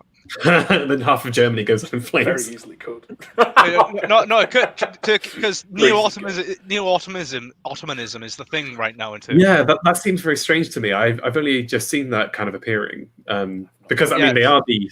I don't know much about. Well, basically, Erdogan's like, I'm sick to death of being a secular country. I want to be in charge of Islam again. Well, yeah, because he wants to basically. I mean, what happened to the Ottoman Empire in World War One? They just faded out. Yeah, well, yeah, because Turkey was the center of Islam for how many years? Like 400 years. Yeah, since the Crusades, and then yeah, and so now Ataturk made them secular. Yeah, and now Erdogan's like, well, fuck the Saudis, fuck the Iranians, we're taking charge. And so because the Saudis seem to be westernizing at quite a quick rate. Well, the Saudis have to. They're cornered as well. Yeah. Because Egypt fell to shit. That the whole the whole north of Africa is just in ruins now. The only one left in North Africa that is any good is well, two of them is Tunisia and Morocco. I was going to say towards the west. Like Libya and Egypt are fucked. Algeria is getting more fucked by the day. Yeah. So like it's like the Saudis. There's not many Muslim nations that like them anymore. Yeah, I mean, but obviously because they're so rich, they seem to be kind of in the America's pockets. Have you seen? It was something like the amount of money they spend on their military is ridiculous. The Saudis. Yeah, I think I think in this hypothetical world war, the European front will be in Greece and Bulgaria. So the Ottomans try and take Constantinople again. No. They'll try and take Greece. They'll try and take Greece. Yeah, want to expand into the. So okay, here's how it goes down: is they start sending loads of migrants towards Greece. Greece go fuck you, and they take Istanbul for some reason. The Orthodox Church takes over Istanbul again, which means the Turkey reforms the Ottoman Empire, goes after the Orthodox Christian population in Constantinople, as it's just been renamed to. They go to Rome and say, "Look, guys, can you?" Because there's some sort of council. That's another reason for Russia to come on side. Then in Rome, they go in some sort of council in Rome, say to the Pope, "Hey, Pope, can you bring some Europeans to come?" And then he calls another crusade. He wouldn't do that though. He's such a blue pill pope. He's awful. No. He'd be like, "Oh, the land belongs to them because I'm hippie pope." He gets told by the cathedral who won the Chinese war to call another crusade. Yeah, and then Europe is called to another crusade, whilst Britain and America are fighting the Chinese. Yep. And then the Europeans march on Constantinople. Yeah, and then you got Africa just descending into flames at the same time. Welcome, ladies and gentlemen, to World War III. Probably it's going to get really bad. I'm quite excited about this now. I'm joining the we're an island. We're not going to get invaded because the fronts are so far away from us. I mean, we haven't even talked about the space front. And then, the only problem we might have is the Argentines might get ideas then. Right. Time to tap on Argentina. I'll make Gibraltar, and then we'll be at war with all Europe. Can we be at war with Spain? That would just make my day. So you think all these fronts, Mexico will be on side? They'll be fine. So America won't have anything either. America would just annex Canada. America is probably on the verge of doing that one day. I mean, that's literally the plot of Fallout, isn't it? They annex Canada before attacking China. Because China invaded Alaska, and so they annexed Canada. They got to like as an easier way of doing it. Going through Canada. Anti-Pope when? Anti-Pope when? Well, there should be an anti-Pope. I think there's more than enough shit he said now that papists should form an anti-Pope. When was the last anti-Pope? Yeah. Oh God, it was not that long ago actually. There was a Chilean anti-Pope or something like that. I don't know much about the tradition of it, if I'm honest. But anyway, so let's summarize our hypothetical World War III. It's bad that I see some sections of it apart from the memes actually kind of possible. Oh, dude. The thing is, it is very possible. China launches the invasion of Taiwan. America under Biden, being the war-hungry man that he would be, and also the war-hungry puppet. The war-hungry puppet would be like, yeah, we'll defend them. Yeah, listen here, back by brunch. Yeah, and and then you go over there. Where's Taiwan again? And and basically then you have to call in Japan and South Korea. China will call in North Korea. South Korea attacks North Korea.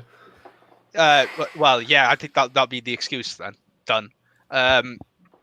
Japan and stuff like that. The Americans will want to open up a front, and they'll try and get the Vietnamese on side. India will then see their opportunity to finally give it one to China as they wanted to for years. And Pakistan.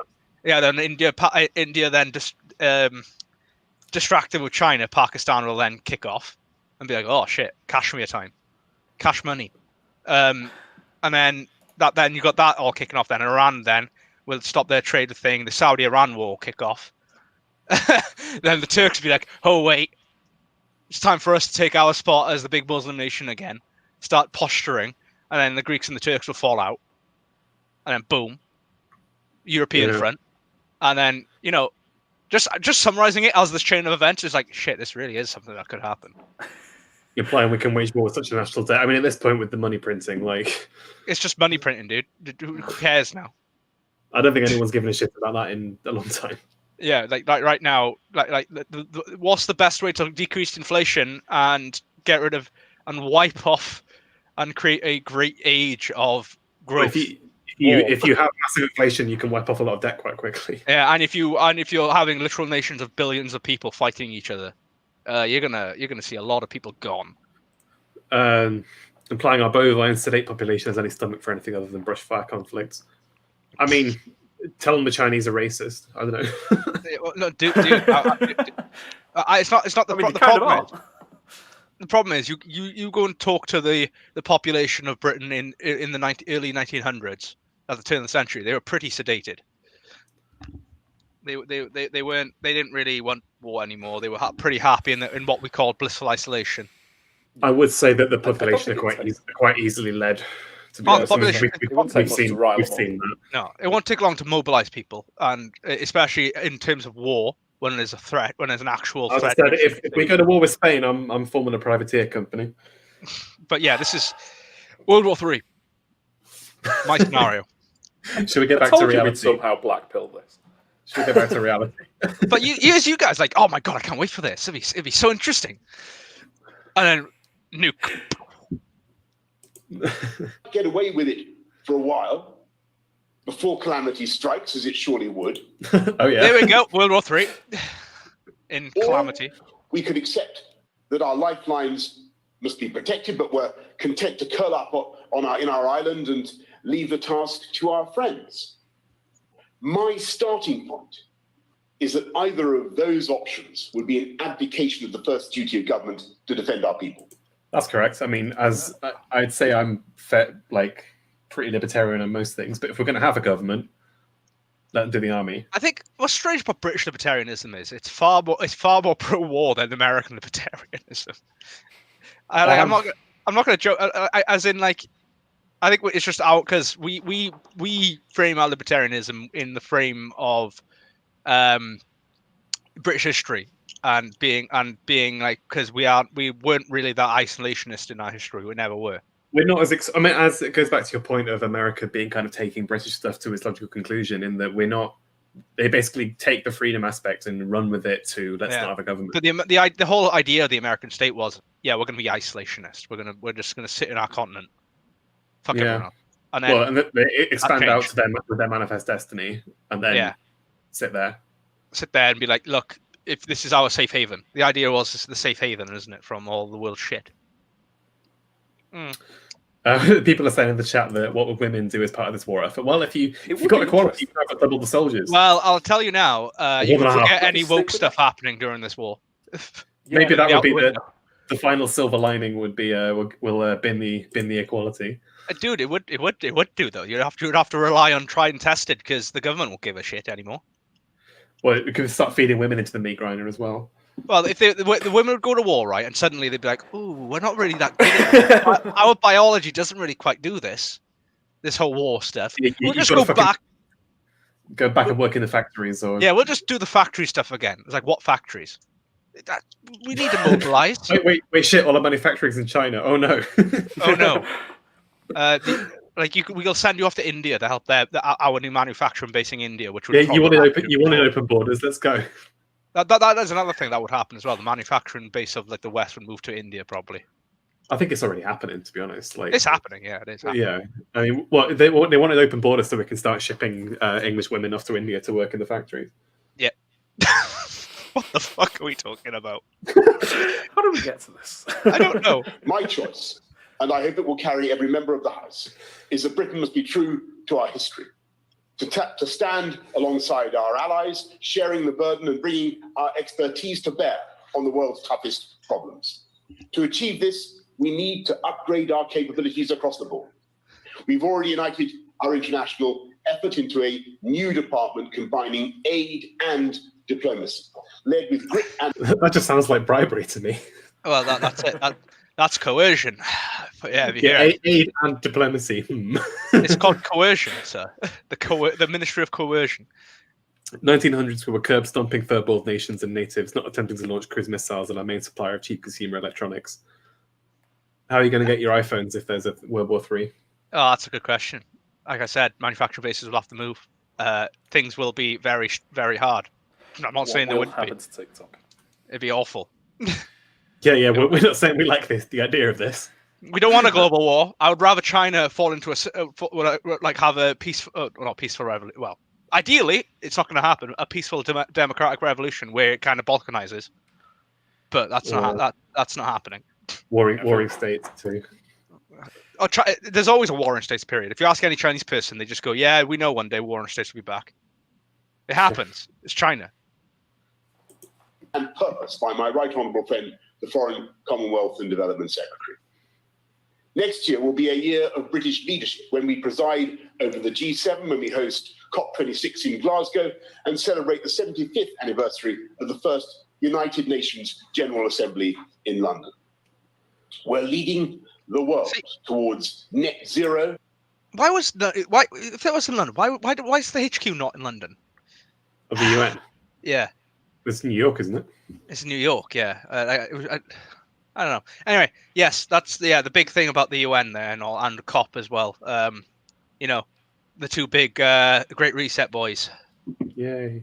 And it seems like with our government's in charge for a green industrial revolution. Green industrial revolution, straight out the Labour manifesto. That is. Yeah. Word for word.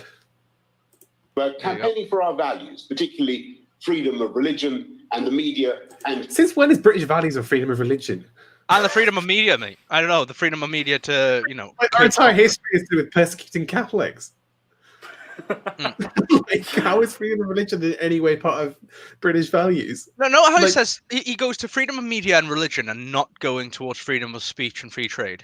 Well, yeah, freedom of religion is an American thing. Yeah. I mean, we literally have in Parliament where he should be standing, they have a fucking Bible inside the box there. Do they?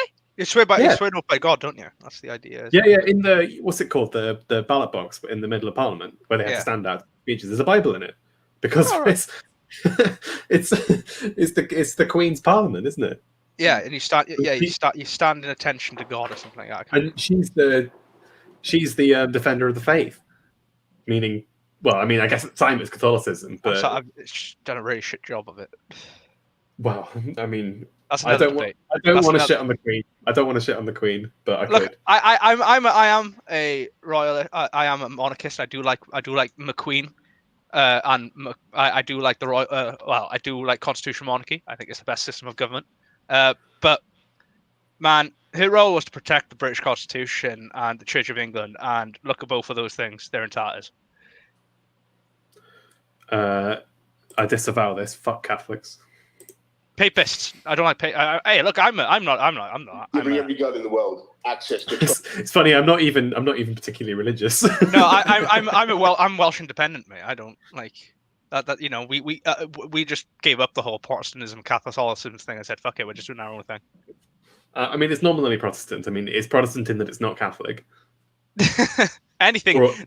Yeah. It's not Catholic. It's not Orthodox.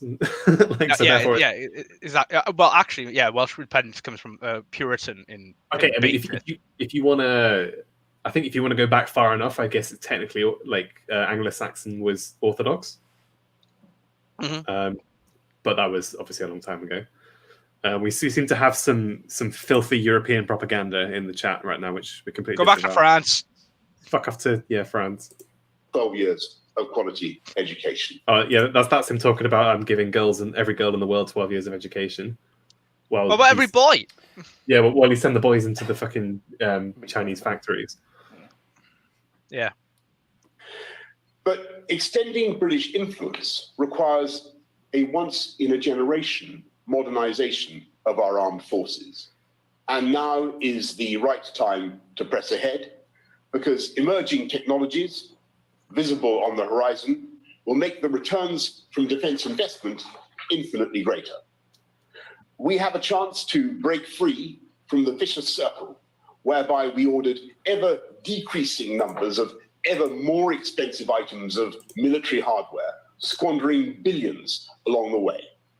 The latest advances will multiply the fighting power of every warship, aircraft, and infantry unit many times over. And the prizes will go to the swiftest and most agile nations, not necessarily the biggest. What do we think of that? Swiftest and most agile nations. Are we one of the most agile nations?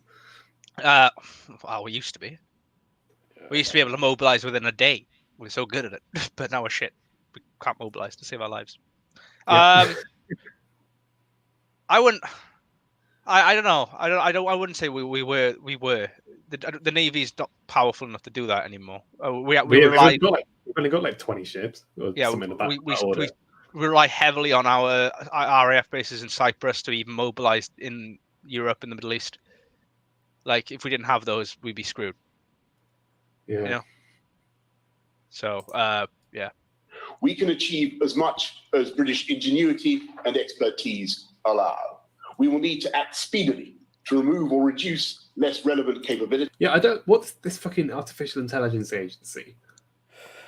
It seems like once again the thing that I fucking despise is the corporatization of AI, where they throw it in as a buzzword into everything to make it sound better. It's the idea is that I think what they're going for, right? They're going to have Star Wars from the 80s. Yeah. The Reagan project. Yeah. I think that's going to be stuff like that's going to be revived through artificial intelligence. Well, yeah, because it was an anti-nuclear. Yeah, there will be I think that's the idea, is to create an anti-nuclear kind of network of artificial intelligence. But I don't think you need AI for that. To quickly take out any missiles. Yeah, you don't need AI. I wouldn't have thought like AI is good for pattern recognition. Yeah.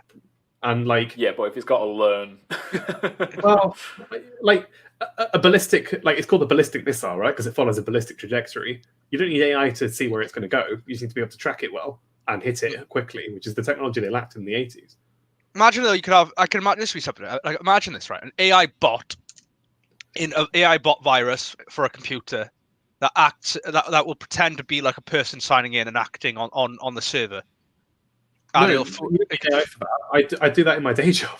yeah, that's it. But this is like they probably want to do that, but on like thousands of them acting all at once. No, you can do that. You don't need AI for that. That's just look up remote process automation, desktop automation. Like you can have bots that simulate a user logging into user interactions with stuff. It's not AI. This I don't know what they want to do with AI here, other than I don't know. Like that's what I'm thinking about now. Yeah, I'm thinking like, would you have drones by AI? Facial recognition stuff I can see. That's definitely needs it. Yeah, that's in there. I'm curious to see, because I think there are rules against everything has to be manned to some extent, doesn't it? That's getting thrown out the window. That's not going to last. How do you get around that with drone strikes? Is it because somebody's got an Xbox on the other side of the world? Well, we talked about this before about having drones basically with the combination of a robotic sniper and the facial recognition software on it. An AI sniper would be terrifying. They already have them. It wouldn't be difficult. You had a video, didn't you? I mean, if you go back to we did an episode of this on the future of infantry, just the two of us, and was the first one we did? No, it was the second one. I think we did. Second one, yeah. You basically have a drone with a sniper rifle on it, and there is facial recognition that's accurate to a kilometer away. Yeah. And it's like you have it buzzing around a city, and as soon as it sees a face that's on its list of faces, it just bam takes it out, headshot. Yeah. Fuck. And he's like, you just release that drone in an area where you think the guy is, and just leave it. Yeah, my God. And like all the technology already exists. Like that could be built today. Yeah, there's no reason it can't be. Really. Like even if you don't want to have a sniper rifle, you just do what they did. It's like Captain America: The Winter Soldier, where they have the attach a bomb to it and just make it kamikaze. Yeah, like a laser guided missile. Yeah. So rather than having, they have like DNA tracking or some bullshit in the Marvel movie, but it's like they have those giant carriers with the guns on it that knows where you are and just blows up the building you're in. So all this stuff is perfectly possible. And that would be a legitimate form of artificial intelligence, is using it for facial recognition. Yeah. So what it's useful for is multivariate pattern recognition that a human wouldn't be good at, and it's not something you can do just like an if-else command to parse. Which is what you would do. What you would do with a ballistic thing is you just track it and hit it. Like, that's not difficult from a mathematical or technological point of view anymore. I wouldn't have thought. No, I mean there's like open APIs that was sort of looking into randomly a couple of days ago, where it's facial recognition, and it'll give you like a list of things that it gives you like prediction of what race that person is, and just like things like that. It clearly identifies each of your eyes, your mouth, your nose, your ears, all that sort of stuff. And it's like that's just something which is freely available on the internet. What are these people behind closed doors being capable of? I guess in conclusion, I'm struggling to think of what they would need to use AI for. We're heading more for the Watch Dogs world, aren't we? Oh yeah. Watch Dogs London, mate. Oh, awful. This will allow our new investment to be focused on the technologies that will revolutionize warfare. Forging our military assets into a single network designed to overcome the enemy. So a soldier in... What's this IoT, but for the military? It's the internet of military hardware or something. Bloody hell. Hostile territory will be alerted to... True. I mean, well, the internet was originally developed so that if America was hit by a nuclear strike, it would be a decentralized information storage. Yeah. So that if the Eastern Seaboard was taken out, then they'd still have places all over. A distant ambush by sensors or satellites or drones, instantly transmitting a warning, using artificial intelligence to devise the optimal response, and offering an array. See that? That's not. See, the thing is, we call it artificial intelligence, but anyone who's played Mass Effect knows it's not artificial intelligence. It's a lot. It functions for itself. It's actually, it's virtual intelligence. Technically. Yeah. I guess. Yeah, I mean, it's pattern recognition. Mm-hmm. But it's like, okay, so say I don't know, you have an infantryman in, say, the Middle East, and there's a patrol out, and they suddenly get fired upon by some Taliban guy in the mountains from some distant hills, say. And like, do you need an AI bot to tell you what to do at that point? Would you trust it? no, exactly. Well, you'd hope not. Like, military, like the British Army, I would have thought have pretty decent doctrine on how to deal with this sort of thing. I don't think they need an AI bot to tell them what to do at that point. No, they have a chain of command for a reason. The more I think about it, the actual use for AI in warfare, I struggle. Yeah, well, same. Yeah. It'll be to control things, like potentially as I'm thinking maybe some like self-healing networks. So safe as like cyber attacks and stuff. Yeah. So I can imagine as well support drones which will follow regiments and stuff about, or I'd follow like patrols about. I don't think that's AI even. I mean, if it's, I don't know, like pathfinding, I guess. Well, I could just imagine, like, say just a support drone that would gives eyes for someone in command, or definitely bomb squad. That'd be good. Bomb defusal AI. But that doesn't have to be. But that's not really AI, because it can just be remote controlled by a person. I mean, but if you want to tell it go and defuse that bomb, then how is it going to know? Like, you give it access to some database of bombs that have been defused in the past, and then it figures out based on an average of what to do. Yeah. Yeah, I don't know. Again, somebody in the chat just said like aimbots. I think we did sort of talk about this when we were on about infantry. Yeah, so if you've got the facial recognition, could almost use it for that. Yeah. So you have like need to be. Facial recognition of like a defense turret, say, and it sees like 5 hostile faces that doesn't recognize coming towards it, and it can do the minute little fire and move a little bit to hit each one after the other. Yeah. It can move way faster than a person can point and shoot, and obviously has the trajectory and the all the sensors available to it. Yeah. Well, does that need to be AI? That's well, I mean, the only AI part of it's just data processing. Yeah. The only AI part of it is the facial recognition. Just discussing AI, right? Do you do you think we'll reach AI, full AI? What, as in like a sentient? Yeah. Well, I think we have we done it. I can't remember. Yeah, This was just a I think it was conversation the last one actually, but I think it was the last Was it? episode of this.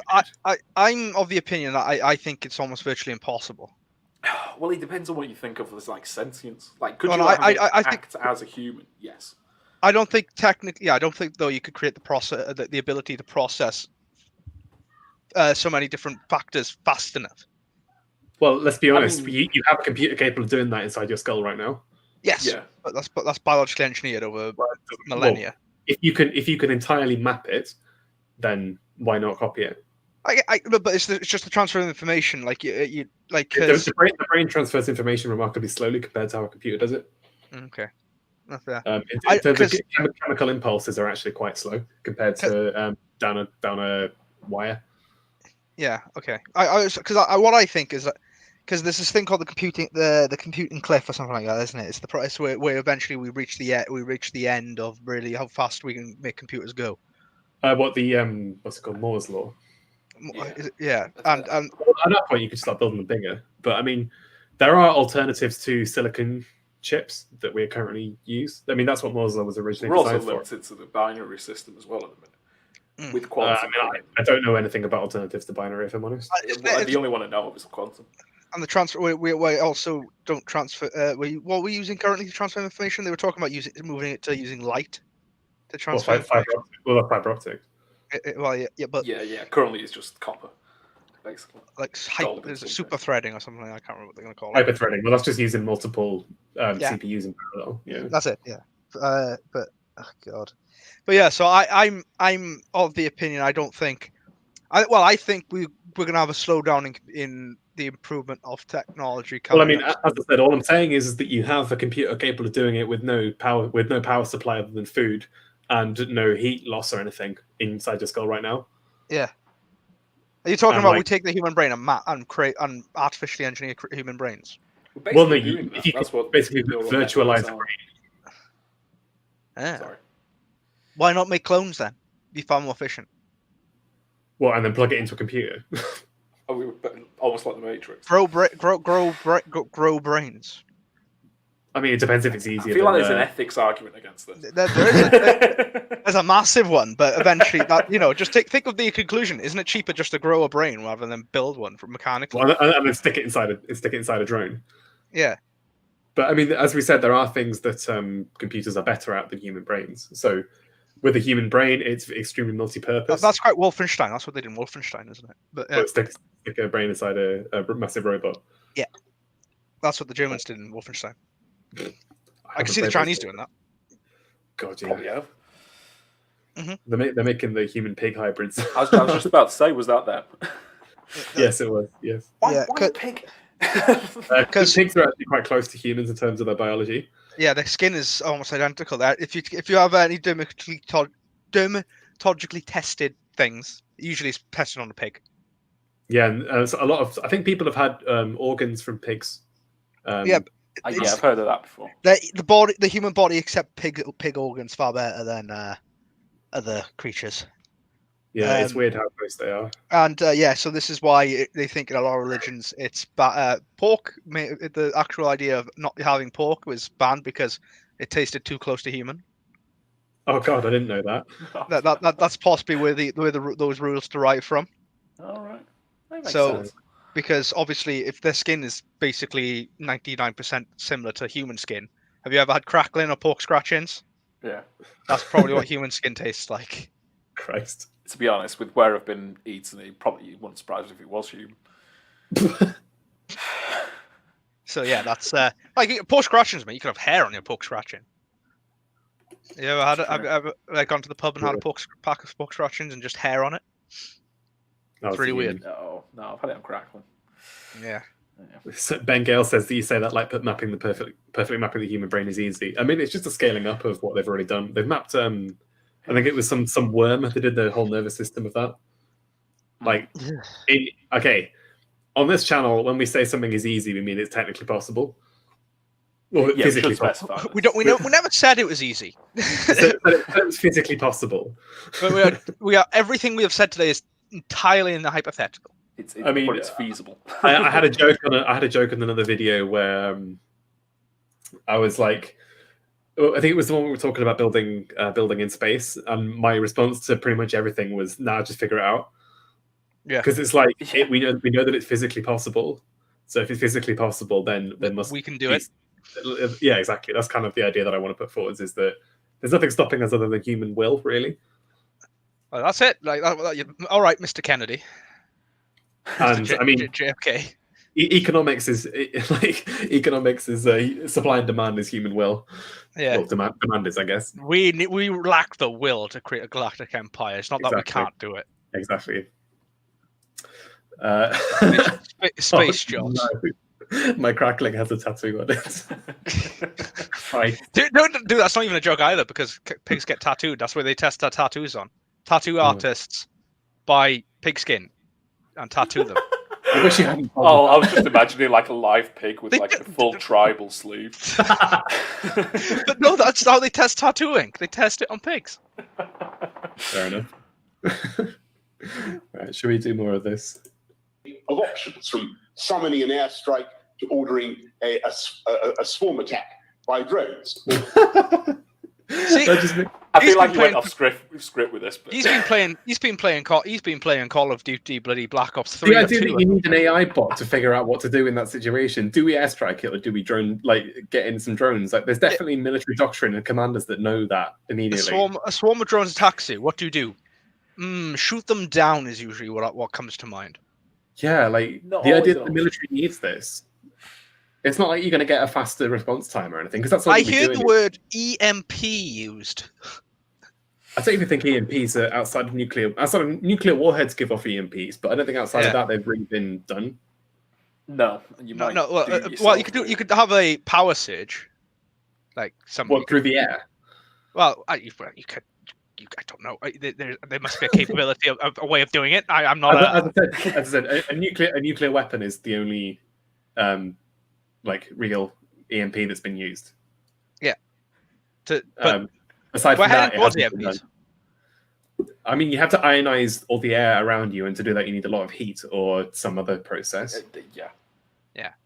Like Thunderbolt. Passing a current through the air requires a whole storm's worth of static charge. So next is weather editing, where we'll create walls with thunder will always be about. Keep ionizing things. Harness the power of Thor. Yeah, I was going to say. Yeah, isn't that the thing in what was that movie? Wasn't it called Thor? It's like it could change the weather.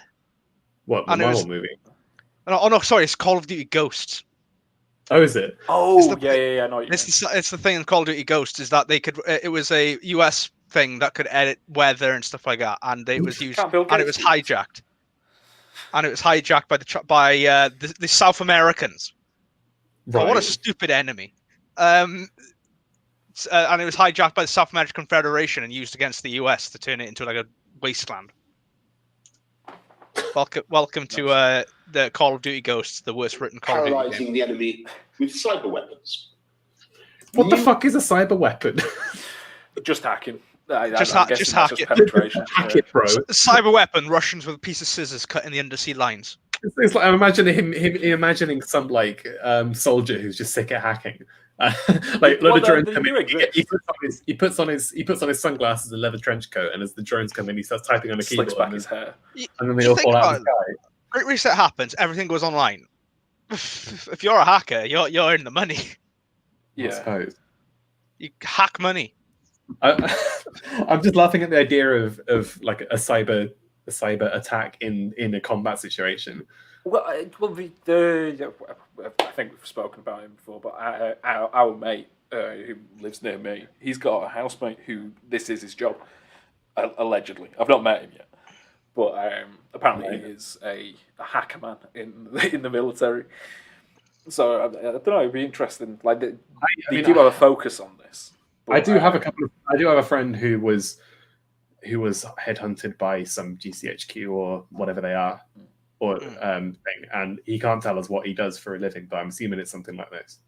Mm-hmm. But the idea of having a soldier in the middle of combat doing this, rather than some guy in the back office in. Was that what he's saying?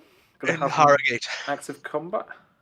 Yeah, I don't know. Like, call in a cyber attack. Like, what does that even mean? When Jaws from Gloucester is the one fighting it, like preventing the enemy from taking over this tank in Afghanistan. Yeah, exactly. Like, he just types on his keyboard for a bit, and suddenly the enemy tank blows up. Don't work like that. Like, it just sounds a bit dumb.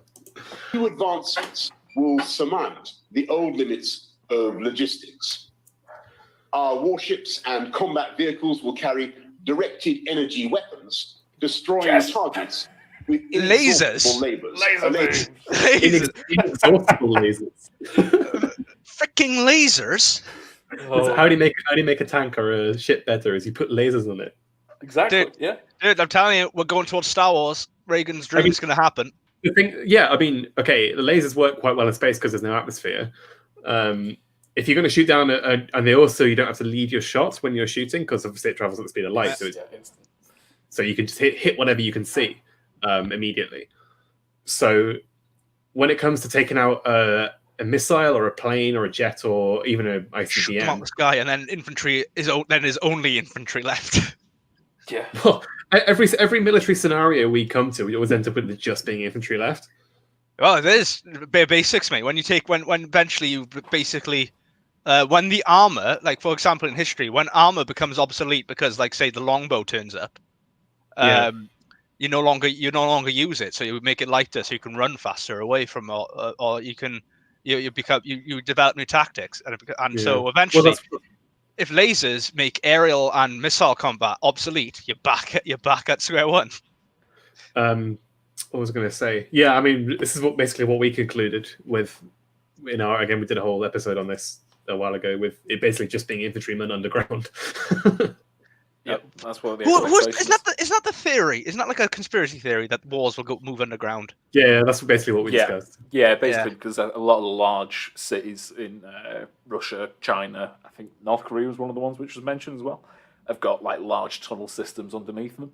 So they expect, like, if it gets to the cities, it's not just going to be like you sack it anymore. It's going to be you're still going to carry on fighting, but it goes underground. It's not building to building. It's why everyone's just going to doing their bit above, and then suddenly just have a guy come out the drain going like, "Fuck, it's hot down there." Yeah. Yeah, you have like a rat going, tanks what's going on? Yeah, but like the tanks and planes and stuff being launched from underground. They've just let a grenade off. My plumbing's fucked. Yeah. I think this Stuxnet. I think that was to do with some nuclear centrifuges or some centrifuges they had for refining nuclear materials for weapons. Whether the Americans managed to sneak in some virus into the facility. And basically, dirty bombs are going to be the big boys then. Oh my god. Yeah. That's something I could see happening as a dirty bomb. One day. Yeah, energy weapons to shoot down drones. Yeah, because the thing with this is, as I said, you don't have to lead your shot. You can hit what you can see. So they just hit the command link, as he says there. Was it drowning out the command links? So DDoSing a drone. Is that? I guess it's receiving signals that are EM waves. So if you hit it with a lot of EM waves, then it's going to be. Can you just DDoS the military then, and just overwhelm them, and so their drones just fall out the sky? Can you give me the CIA's IP address? But that's the thing, though. If they could get your IP address, like say, I know, Central Command's IP, and just literally DDoS it, and be like, all the drones just fall out the sky. Well, then the US has to kind of what's the word? Commandeer all of Microsoft data centers to just do load balancing when they get DDoSed by China. Metro 2033 is what we're saying. Yep. I'm in the countryside. So so this well, I heard of it being used on a destroyer. I think it was American. Yeah, America. Yeah, Ford class carrier. Yeah. Designed to use lasers potentially. I'm not sure. There was a sewer battle in Stalingrad. I can't imagine a worse place in history to be in a fucking sewer battle in Stalingrad. Yeah, but can you imagine, like, if the war did get to London in World War II, there would have been battles in the underground. Oh yeah. Well, I mean, they were fortified for use as air raid shelters, weren't they? Yeah, but like you could see like a resistance moving underground into the underground. Yeah. And for them, the phrase "out of ammunition" will become redundant. Nations are racing to master this new doctrine of warfare, and our investment is designed to place Britain among the winners.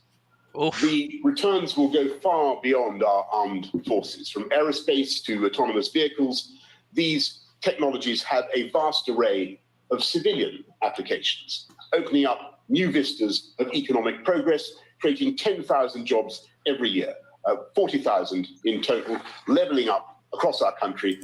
Leveling up. What's this saying about the? I'm interested in this now. Taking out the weapon system. So frequency overrides the command link, so the control is lost and it crashes. Okay, yeah. So if they install an AI backup in the event of control loss, yeah. So if they lose the signal from the base with the guy with the Xbox controller, then they have some sort of backup that can at least either take out his target in return or just return to base in that situation.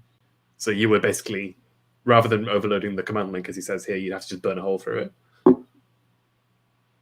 I guess if you've got a nuclear powered carrier, then it'll probably have enough power. I don't know. I'm not an expert on nuclear power stations. I'm not. Nor am I. I know am I really. My mate, my best mate now. He's doing nuclear decommissioning, which is, I guess, which is pretty cool. I'm concerned that Sam says he's not an expert on nuclear power plants. You don't like me to hear it. What do you do then, Sam? I work on a nuclear power plant. Oh, so are you literally like the Homer Simpson there in Sector 7G or something? I wish I had that many things to do. So, because what they're talking about now, we're going towards they're having the mini nuclear power plants that Rolls-Royce are going to start developing. Modular nuclear reactors. I'm all in on that. I think that's a great idea. I think that's got me jobs for years. But I honestly think that's the way to go, is having like decentralized power production with these mini nuclear power plants, which are owned by towns. Yeah, well, I think one of the stations that I'm near is supposed to be getting decommissioned in the next 3 or 4 years, I think it is. Yeah. And that's supposed to be one of the base points that they're on about building one of these. So that could be interesting to see it going up, because the station I'm on is going to be running for another 10 at least. Mm-hmm. So it could be just next door to that, which would be cool. So yeah, like I say, I'm all for that as well. It does seem to be better than bloody wind. Oh yeah, God, yeah. I mean, we did it. Our people that are a fan of wind around. Yeah, I mean, our first episode was on fusion power, and we just came to the conclusion that fusion, man, just drool hearing it. Literally, all you need is to run a fucking galactic empire is fusion and solar. That's all you need. Fusion is essentially then unlimited power. Yeah, until you start like eating black holes or something ridiculous, then until you accidentally create a black hole. It's it's like there's nothing better basically than fusion, physically speaking. It is the end goal, though, isn't it? It's like we keep saying, it's 10 years away. If it was 10 years away, we would be shooting for it as fast as possible. I think 2050, I think, is what we're aiming for. It's like, it's the first nation to say going for wind. I've had this rant several times, but going for wind is so short-sighted. If all the energy, all the money, I guess, that was poured into wind and mainly wind, was poured into fusion, could you think where we could be? Because obviously, green energy is a whole international lobby at this point. Yeah. Well, I mean, it is, like you say, it is a very short-sighted thing, which is what a lot of the arguments I have with people is, because it's hard to expand upon that. See, the problem is, though, a lot of the oil companies have also got wind and solar concerns. Of course. And so this is what they're trying to transition into. I mean, solar's fine. Like we said, solar is we'll have space solar arrays soon. Solar is decent if you stick it in space. Solar's good. I think we should be sticking solar panels in the Arctic and the Antarctic, because that's in one half the entire year, infinite power. You have them on opposite sides, so you just switch to the other pole. Yeah, you just switch to the other pole the next year, and suddenly you've got yourself infinite power. I think, or just fill the Sahara with it because it's near the equator, so you just got basically it doesn't, time doesn't. There is no less sunlight per the year. It's I mean, for as I said, stick it in. I mean, my preference would be to stick it in orbit and then beam it down with microwaves. Yeah, beaming the Earth with microwaves, I don't think will go too well. No, it's if you do it as a directed laser, I think so what you basically do is that you have a I think it was something like per unit area of the Earth's surface. So all you need to build is the collector, and then you can build as much as you want in orbit. So that means that the collector, so that means the amount of power per unit area on the Earth's surface is massively increased. Okay.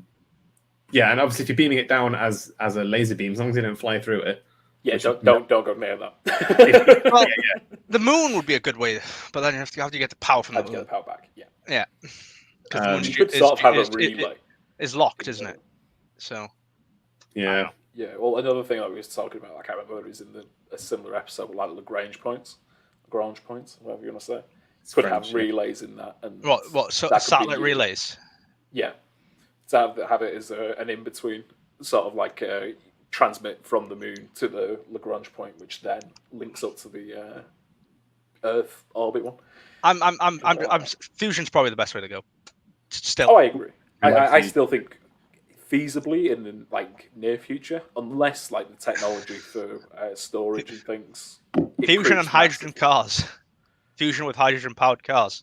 That's the future. Hydrogen's actually making big moves in terms of energy production as well. I know very little about it, if I'm honest. I do as well. But if we could manage to refine the fuel cell more, and make hydrogen more stable, to the point where it's basically like petrol, you can just swap them out. Yeah, well, at work, I'm part of this. It sounds really gay, but Space Club is what it's called. It's Space Club. Space Club. Yeah, I didn't come up with a bloody name. I tried to speak about it as little as possible. But the guy who runs it is the guy in our company who's in charge of space and hydrogen. So he's doing all the national deals for this. It's the guy whose job I'm gunning for. Mate, I think I could have it. Give me another month, and I think I'll have it. I just don't see. My main issue going forward is that I don't see electric cars as viable still, because you still need lithium, and lithium is still a very not. It's still a finite resource. Yeah. Yeah. So one of my mates at university, he was a chemist. He did his dissertation on sodium-ion batteries. Is he the one who works with me now? Yes, actually, yes.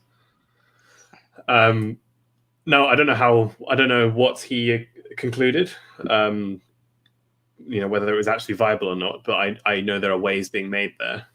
Yeah, because and also electric cars require a lot of gold. Well, not because you need for the electrical parts, you need gold. And I just don't see electric cars being a sustainable form of transport as much as they keep saying it is. It isn't. I just don't think it is whatsoever. Think of the amount of power required for them as well. I don't know. You can imagine you turn every petrol car in this country onto the national grid. The national grid would die within seconds. Oh, the national grid's a joke. It's pathetic. Yeah. It really so is. You can't do it. I think his thing by 2025, it's not happening. It's not possible. No. It's simply not possible. I mean, the things that you hear with the national grid, if it ever goes down, we're fucked completely. We can't restart it. No, the national grid needs. Basically, we need to build a second grid and have a switch over, because the old grid is useless. It's terrible. Yeah. Anyway, I still think the best way to go is fuel powered cars, some form of fuel. Well, this is what we said. We said if you have fusion power, you can do carbon capture, which basically you run the process of burning fuel to create energy backwards, and you just stick energy into carbon dioxide, and you end up with petrol again. But carbon's not necessarily the issue, isn't it? There's other issues. Well, if you're concerned about environmentalism, yeah, it depends on which lobby you're. That's an option if you have fusion power. Because the great option, the thing about is desalination and stuff you could do as well with fusion power. Yeah. I mean, we covered all of this in our first episode. Look, we always say it's amazing, but the thing is, it'll take once even we got a fusion power plant that does have an excess of energy that we can start taking. It'll take a while before we have a big excess of energy, isn't it? If you look at you were saying about the one in France that was going to produce 25 times the amount of energy that. Yeah. I think it's a. Oh, I can't remember now. I think it's as 10 times, and I think the one after that, which they're looking to use, is about 50 times. as much Yeah, so energy basically, out as you put energy in. That's the point of the power plant. Is you have to kick it off. You have to keep it going. And Yeah. So, but this is the point: is that there's this ratio of how much you put into how much you get out. And ITER is the one they're building currently. You get something like, was it either 10 or 25 times the amount of energy you put in? that's good. And then, as you said, the one that was due to come after, you get something like 50 times. So you can end up going a couple of orders of magnitude more energy immediately with one power plant. And then you can make that smaller, and then blah, Yeah. blah. So you have a fission plant next to it, and it acts as like a turbocharger to the fusion. With the fusion one, acts like a sort of turbocharger to the fission one. Oh, so one of those mini Rolls Royce plants next to a fusion plant. Mm-hmm. Yes, you dump in 5 gigawatts, and then that gives you back like 200 gigawatts. See, you know what country's going way in? We've talked about them a bit today. Is India again? They're going way into nuclear. Thorium. They're the ones investing entirely in thorium. Yeah. Thorium was another one. But this is episode 1. This is the first episode we did was on fusion. Yeah, because thorium reactors is another one which may become. Yeah, so something that again I don't know very much about. I remember we did a mock UN thing once, a mock UN panel in my county hall here, and all the schools around. I ended up taking control of a big lobby in that because I was given the UK, and so I remember this. It was basically because I was the UK, the American team just came and buddied up with us, and we just immediately became friends just because we had to be because UK and America. And then the Indians came and gave us a proposal. They're like, "Oh, we really want to do thorium reactors." And I was there for about half an hour trying to explain to us what thorium reactors were because they were really into this. Like these guys, even though it was just a mock UN, but these guys had been researching India's thorium policy for ages. And the question wasn't even about that; it was about the Maldives and how to stop them from sinking. And basically, we turned it into a debate about thorium and about using nuclear power. And basically, we forgot about the Maldives. I mean, I'm sure there's some way you could use, because I guess something that we talked about again in this episode was the just ridiculous shit you could do with this amount of energy. Power. Yeah, you could just power food production. Then the communists may actually get the utopia, but through capitalism, because it's amazing. Capitalism is pretty great. Yeah, you need like actual creation from nothing to get communism to work. Fusion power will give you communism, and then we'll have it tomorrow. Should we do? If someone has a meme to spread that'd be amazing because the communists would love it. Yeah, they'll be well into it, and we could get fusion power sorted. I maintain that any environmentalist who says that they don't want nuclear or fusion power. Well, this was a point I made. It was like the issue that we're going to have is if you stick nuclear on the front, because a lot of people will associate with bombs. Chernobyl, Fukushima, Nagasaki, Hiroshima. Shit power plants. Other than and a tsunami hit power plant. Oh, don't get me started on the tsunami. The amount of money that's been down the drain in the UK because of that. Yeah, it's ridiculous. Yeah. Right. Should we go? All right, we'll see if we can get through Boris's speech. Oh, is he still there? And reinforcing our union. We're going to use our extra defence spending to restore Britain's position as the foremost naval power in Europe. That's in Europe. Okay, I was about to say in the world. I was like, oh, the balls. Let's go. Rule Britannia. I don't even know who the biggest one in Europe is now. Is it Italy? Really? Italy has the biggest navy, I believe, out in Europe. Oh. Among that, it might be that of France, but Italy does have a big navy. Always has. Very odd. Roman Empire back. No, but even in the Second World War, the Italians had a big navy. It was shit, but they had a big navy. I guess only in the Mediterranean, right? Yeah, of course. Apparently, Russia's got 220, and then is Russia European? I don't know. This is what and then we're joint top with Turkey apparently. Oh, 38 ships. Is Turkey European? No. There we are. So it's a weird top stuff. I hate that when they go off. Europe, Russia, and Turkey. It off the table. All right. I bet you the Kriegsmarine suddenly gotten bigger somehow. Yeah. Plans for 8 Type 26 and 5 Type 31 frigates and support ships to supply our carriers. We're going to develop the next generation of warships. Oh yeah, they're going to be built in Scotland, I think. How's that independence going to go? Oh, we've lost all this money. Wales gets all the navy stuff. The multi-role research vessels and Type 32 frigates, and this will spur a renaissance of British shipbuilding across the UK. Yes, let's have that centrally planned renaissance. The renaissance of the British military might. Yeah, like the idea that you can centrally plan any sort of revolution like that is unbelievable. Well, I'm just here like thinking that they can. Look, if he's on about Britannia ruling the waves again, I'm all in. I'm like, I'm here with the flag. Like, yeah, let's go. Little half a flag there. In Glasgow and Rosyth, Belfast, Appledore and Birkenhead, guaranteeing jobs and illuminating the benefits of the union in the white light. So please don't be independent. The benefits of the union, guys. Yeah, the French thingies count as a navy. See now, yeah, this could be a play by Boris before the union, because he knows that if those shipyards are probably the main source of unionist stuff in. Well, it's the naval stuff in Scotland, the fishermen and the shipbuilders, who are the main unionist people of Scotland, the main drivers of unionism in Scotland right now. You know? Yeah. So, yeah. And soon to be spaceport, as we'll get to in a sec. So you know what you want to do? You want to undermine the SNP by having most of them employed by the British government. There you go. I guess. Problem solved. The arc welder's torch. If there is one policy which strengthens the UK in every possible sense, it is building more ships for the Royal Navy. Once both of our carriers are operational in 2023, the UK will have a carrier strike group permanently available, routinely deployed globally, and always ready to fight alongside NATO and other allies.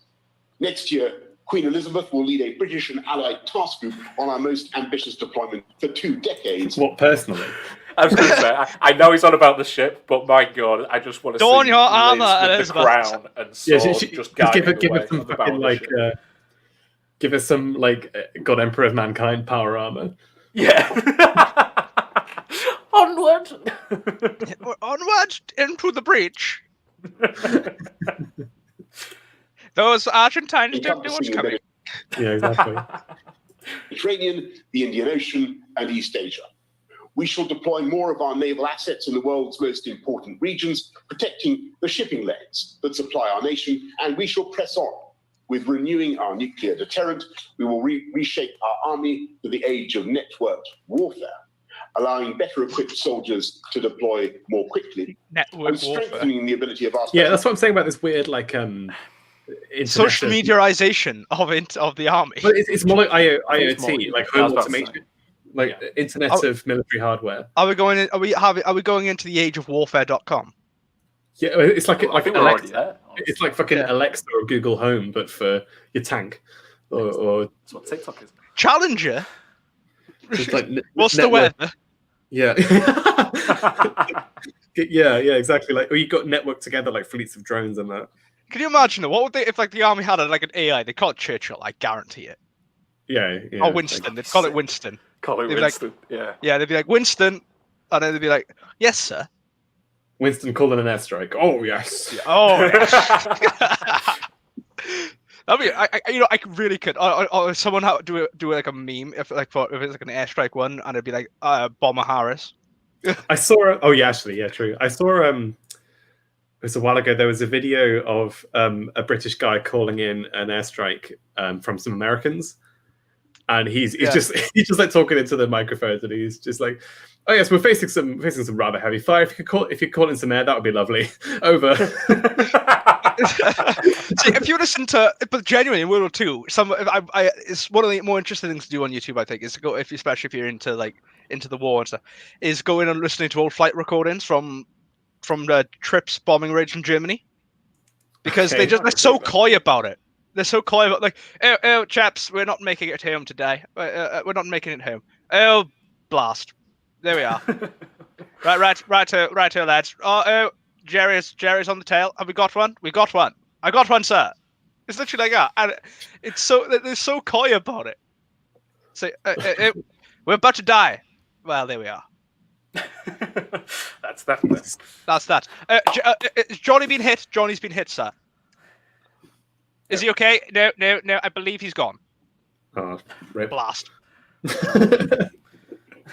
Yeah, no, you get press F to pay respects. No, but there was one flight recording, and it was literally they were going down. The pilot had been hit and died, and there was just like two guys left alive, and both of them were gun and pitch, and they were just like, "Well, what do you say about life, sir?" "Well, it's been okay." Oh. I was just going down, and it's like, oh, these guys really didn't give a shit. They just like, it's all gone to shit, and we're just gonna die. Yeah, you couldn't imagine that now, could you? No, I'd be like, oh, good, GG lads. Well, just got yeeted. It's like, oh shit, oh shit, Tom's been yeeted. Damn on the for me. Drops a nuke on fucking Beijing. It's like Leroy Jenkins. You're just coming back, and you just say the general asked me, "Is it done yet?" "I've yeeted it." It's like, but this is the language that we'd use. It would be like tally ho. It would be like yeet. go and dab on the Iranians. But you could see it though. I really could see the Fortnite generation or whatever, like just saying all these nonsense things. Flossing on the Chinese. Just handed them that L. Yeah. Oh. We handed them that L. It's like, it won't be home for Christmas. It'll be like, oh yeah, we're gonna just dab on them. Can you imagine the songs coming out of this? Oh god! Coming out of this war. The Fortnite dances for fucking World War III. Yeah. And then to operate. Like in 50 years' time, you'll have like everyone will be like into proms doing Fortnite dances because that's what they did during the war. Oh jeez. Oh, don't. Yeah, that makes me want to lose. No, it would be though. Like you had Vera Lynn go about, oh, here's DJ. I don't know. Little Nos X. It's DJ Naz, the voice of the soldiers. Yeah. The boys launch missile.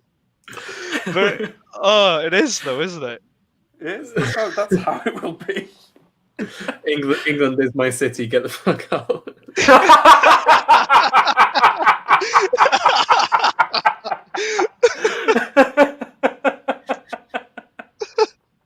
Yeah, I thought you just get all the drill rappers in London and form some sort of special battalion. Give them all zombie knives and shotguns. Oh man! Just drop them into fucking Beijing. Ugh. Boys, we just lost a posse. Oh shit! Covertly against our most sophisticated adversaries. The security and intelligence agencies will continue to protect us around the clock from terrorism and new and evolving threats.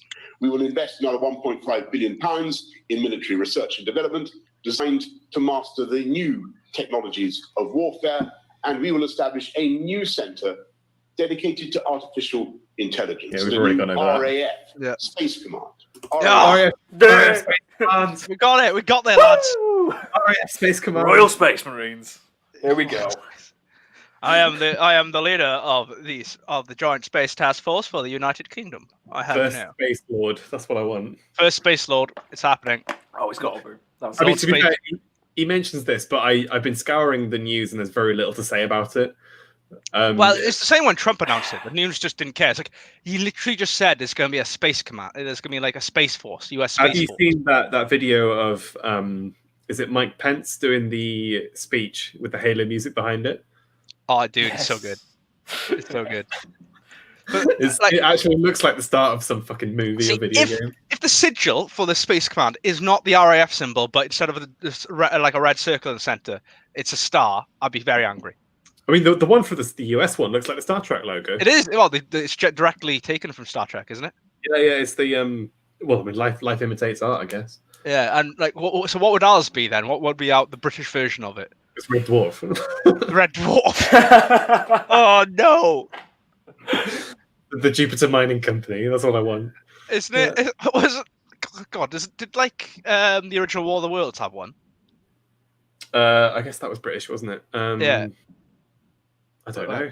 I don't know, because it could be something from like, I don't know, Hitchhiker's Guide to the Galaxy. Ooh, That sounds more British. they don't have because it's not really a navy or a space air force or whatever, is it? I'm thinking of Doctor Who. Doctor Who, they have. Just have a TARDIS on there. What's Unit's one? Yeah, that's what I was thinking. Yeah. Unit logo. Google this. It's a very plain because it's the BBC. Oh, because it's the United Nations thing, isn't it? Oh, It's yeah. Damn, that's not as fun. What's Torchwood? Yeah, that's Welsh as well. There you go, Owain. What's that? Torchwood logo. Torchwood logo. Yeah, isn't that just like Torchwood? I was hoping it was one. Oh no, it's like the T, but in like hexagon. We'll have the Cyberman logo. Because the UK space thing at the moment is like a Union Jack, but one of the corners has an arrow on it, sort of pointing upwards. Yeah. It's more of a flag than a seal. Or a bad wolf or something. I don't know. I can keep going on. Yeah, I mean, there's very little. I guess there's not very much. Doctor Who was really bad at doing logos. Yeah, walking through now. Right. Like, we didn't get a Star. Why come we didn't get a Star Trek? But like, it'd probably be just an altered version of the RAF logo, and like I'm okay with that. Yeah, like, yeah. So I can imagine, but I'm just waiting to have a badass jacket. Actually, there's one I saw that was like, what was it? It was kind of like, how the Royal Navy flags are always like the Union Jack in one corner, and then the rest of it is something else. Yeah. It was like the Union Jack in one corner with a load of stars, like in the middle, kind of like it's in some ways like the Australia and New Zealand flags. Yeah, so isn't it? Like, if you go to r/Vexology, there's so many like Space Empire flags. There's a few of them for Britain. I think if I was to call it like an RAF command, right, for space, I'd call it RAF North Star. I think that's can you imagine that? Get to North Star. Yeah, send word to North Star. It's going to be based at RAF High Wycombe, I think. So boring. High Wycombe. Wycombe. I think it was High Wycombe. Was it RAF High Wycombe or Brize Norton? One or the other. If it's not okay, I'm just quickly putting together what I envision for the logo. I'll put it in private then.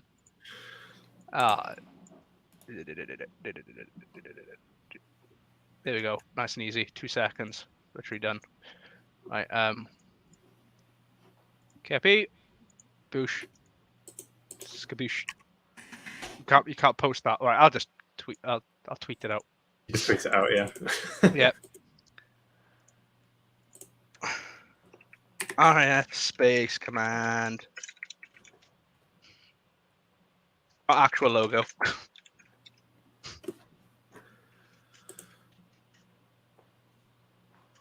Yeah, I think because the plans are to have the kind of operational headquarters being in sort of South Midlands, sort of south of England area, and having the space launch facilities being in. Now that on the rocket would look amazing.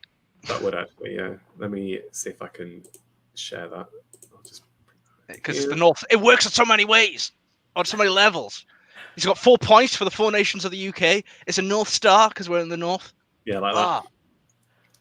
I can see that on the rocket. I can see that on a rocket, yeah. Well, I mean, if you look at the Ministry of Space comic, Ministry of Space, they have rockets with kind of that sort of thing on them, like this sort of thing. Yeah. Spice. I mean, this is all I want. Yeah. Yeah, that's the one. That's the scene. What an amazing scene. Yeah. I was trying to think of it. Yeah, this is sort of thing with the sort of red, white, and blue things on the wings, and that logo there with the RAF thing, but with an arrow through it. Oh yeah, have you seen the Top Gear one from like when they launched their rocket? No. Isn't that something? Remember Top Gear sent the Robin Wright? Yeah. Top Gear space program. They did one. Oh, well, they've got Union flags on it, and then it's like NASA, but it says Top Gear. Yeah, that one. Yeah. They did a Lego set for it. Damn. What? That's pretty cool. Anyway, let's get back on topic. Share this. Space Command launching British satellites and our first rocket from Scotland in 2020? Rocket. There's a rocket. That is big because we, as I've said before, we are the only nation to have given up their rocket program. Yeah. So we had rockets being launched not from the UK actually, Australia. from Australia in the 50s. Mm-hmm. But I'm actually struggling to think if we've actually had any launch from the UK. So that would actually be a I don't think first. we have the capability at the moment. Well, we had a really decent space program actually in the 50s. Oh yeah, but we were second to America. I mean, only because America took all the Germans. Yeah. We had a good one. Ruined it. Yeah, we completely binned it. All we do is build a few satellites every so often. But I think there have been plans for this Scottish spaceport for a while, and one in Cornwall as well. Yeah, They were going to. They did look at Wales, but no. Up until now, they've been kind of pitched as civilian operations. It's only from now that there's a military. You knew the entire time they weren't meant to be. Yes, but they weren't pitched as military until now. Yeah, so this is actually quite big. It's like, we'll get the civilian investors in it, like Virgin Galactic and stuff like that, and it still hasn't happened yet. So what America does is they have so all the civilian shit tends to be launched from Kennedy or Canaveral, and I think the Space Force owns, what was it called, Vandenberg or something. That's specifically for military launches. Okay. So that's where they do a lot of the testing, and they launch sort of military satellites and planes up there, which is pretty sick. I mean, I think America has more military space hardware than the rest of the world combined. I think. Well, yeah, I can imagine the Americans It's are way out up there right now. Military satellites, military. I think they've had a few space planes and shit as well, which they tried to get up there. Didn't they retrofitted it when they like tested a retrofitted shuttle with a load of weapons? I don't know. The Russians have definitely been the only nation to have tested a cannon in space. Holy shit! They had, I think they attached some like anti-material gun to a satellite to test it. I think the Chinese have also shot down a satellite before. Yeah, they missiled a satellite, didn't they? Yeah, like a dead satellite as proof of concept. They were saying, it was gonna re-enter in an awkward place, so we have to shoot it down. But we know, in fact, that we can guess that they were kind of testing out to see whether they could. Yeah. I guess let's continue to see what Boris has to say. I can announce that we have established a national cyber force combining our intelligence agencies and service personnel, which is already operating in cyberspace against terrorism. In cyberspace. It's like another front. They are not, but the first space was in fact not the final frontier, but cyberspace. Yeah, it's like we shall fight them on the beaches, we shall fight them in space, we shall fight them in cyberspace, we shall never surrender. We shall fight them on Reddit. It is though, isn't it? Yeah. Which, I mean, I guess if you're doing this like Russian interference kind of stuff, like Twitter and our brave new world was in fact on a screen the whole time. Well, I mean, the Russians, I guess, if you want to believe all the Russian Facebook posting for interference with elections, then I guess that kind of counts as a front for warfare. Yeah. Well, yeah, information warfare. That's what we're doing now, lads. This is why I keep saying I think we're in a civil war. We just don't know it. We should fight them on Reddit. It's information war. I guess you're kind of blurring what you mean by a war. It's not violent. It's a conflict. Yeah, let's go there. Ideological conflict. Because that's what World War II was. Definitely, it was an ideological conflict. Whilst World War I was probably the last like conventional war which got our hand. I don't know. Because that was over land, wasn't it? We could have a whole fucking argument about World War II, and people have for many, many streams, so I won't. But I will say that I think people overplay the ideological aspect of World War II. Well, do you think it was all about Labour's run? Well, I mean, they didn't find the concentration camps until after. No, yeah, I understand. I understand that. But my I don't think. I think I think people underestimate the support for fascism in European countries at the time. And talk to some of the French of the time. Rather fascism than communism. Half the country said, and when the fascists came, they were like, "Yep." Well, exactly. I don't think it was. You could say it's nationalistic. Why do you think the Navy didn't surrender to us, assholes? Well, yeah, we were forced to destroy the entire French Navy in port, weren't we? Yeah, because the naval commanders were sympathetic and they didn't want to be used with the Soviets because they were terrified of the Soviets more than anything. Yes, and I will say, well, I know that. That's an interesting way to look at it through the eyes of the Vichy French, which is not, I don't think, done a lot because they saw the great struggle coming versus the Soviets. Well, so did Churchill. He wanted to nuke Russia as soon as the war was over. Look. In many ways, I think we should have dealt with the worst thing we did was we turned our back on the nationalist Chinese, because that could have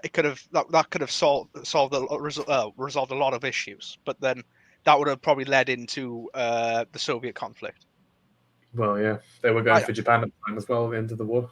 Yeah, so we then as well made the option of not going for Berlin and trying to save Scandinavia, which we did. But yeah, so many things about the end. What I'm saying is, I think World War II. If you ever want to discuss the end of World War II, I'm happy to hop in for another discussion on that. Yeah, definitely. I think that's a whole bag of. I will park that because it's a whole other thing. Organised crime and hostile state activity. Hostile state. And the RAF will receive a new fighter system harnessing artificial intelligence and drone technology to defeat. What was that Chrome technology? Chrome technology. Hang on. Receive a new fighter system harnessing artificial intelligence and drone technology. Drone. Oh, drone. Oh, drone technology. Again, the fighter system using artificial intelligence. I mean, maybe I just don't know. I'm imagining. I don't know if you ever played like Eve or something, but I'm imagining drones like that it'll deploy from an individual fighter and it'll just go and shoot lasers. Support thing, I guess. I mean, I know we've been working. We've been working with India actually to develop fighter systems. Are we going to have Thunderbirds? Sorry? Are we going to have Project Thunderbird, like Thunderbirds? That's what Scotland's going to be turned into.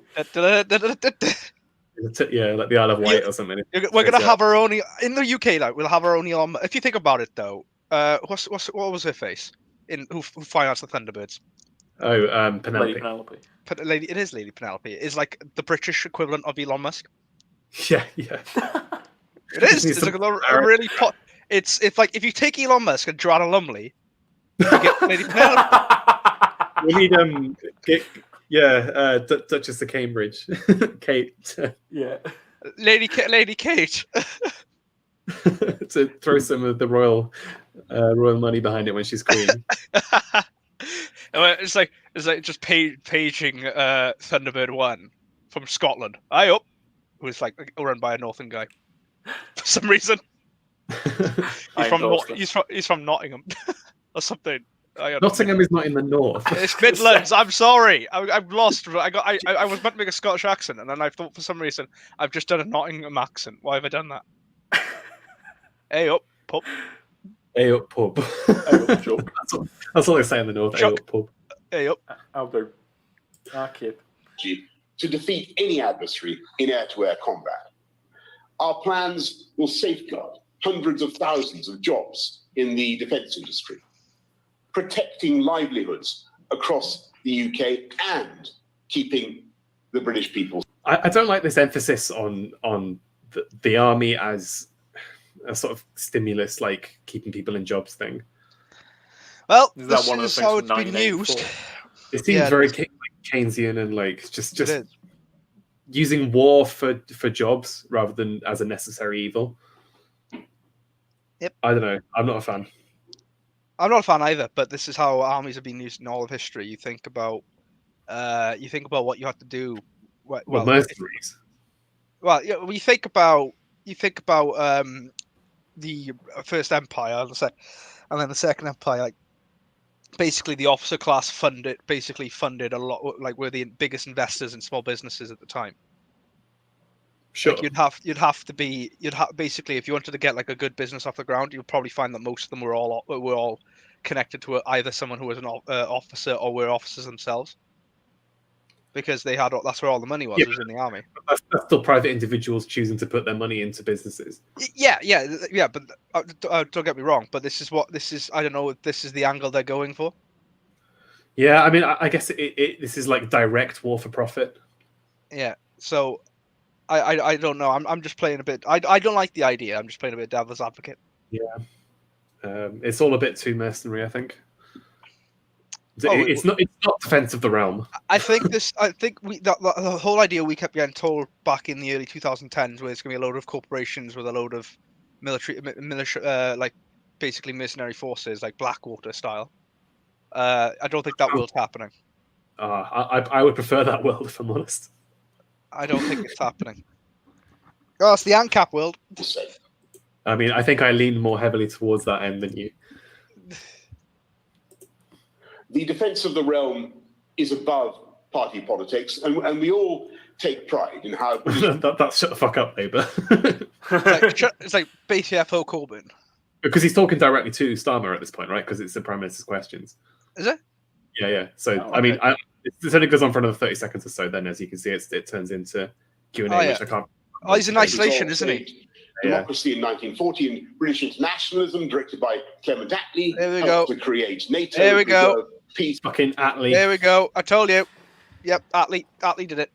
Attlee's the biggest. Through the Cold War, the wisdom and pragmatism of Margaret Thatcher found a path. Haha! The wisdom and pragmatism. You can Nice. see how much he championed internationalism under Attlee and just goes, Thatcher, she was pragmatic. Yeah, actually, that's true. He's not saying... The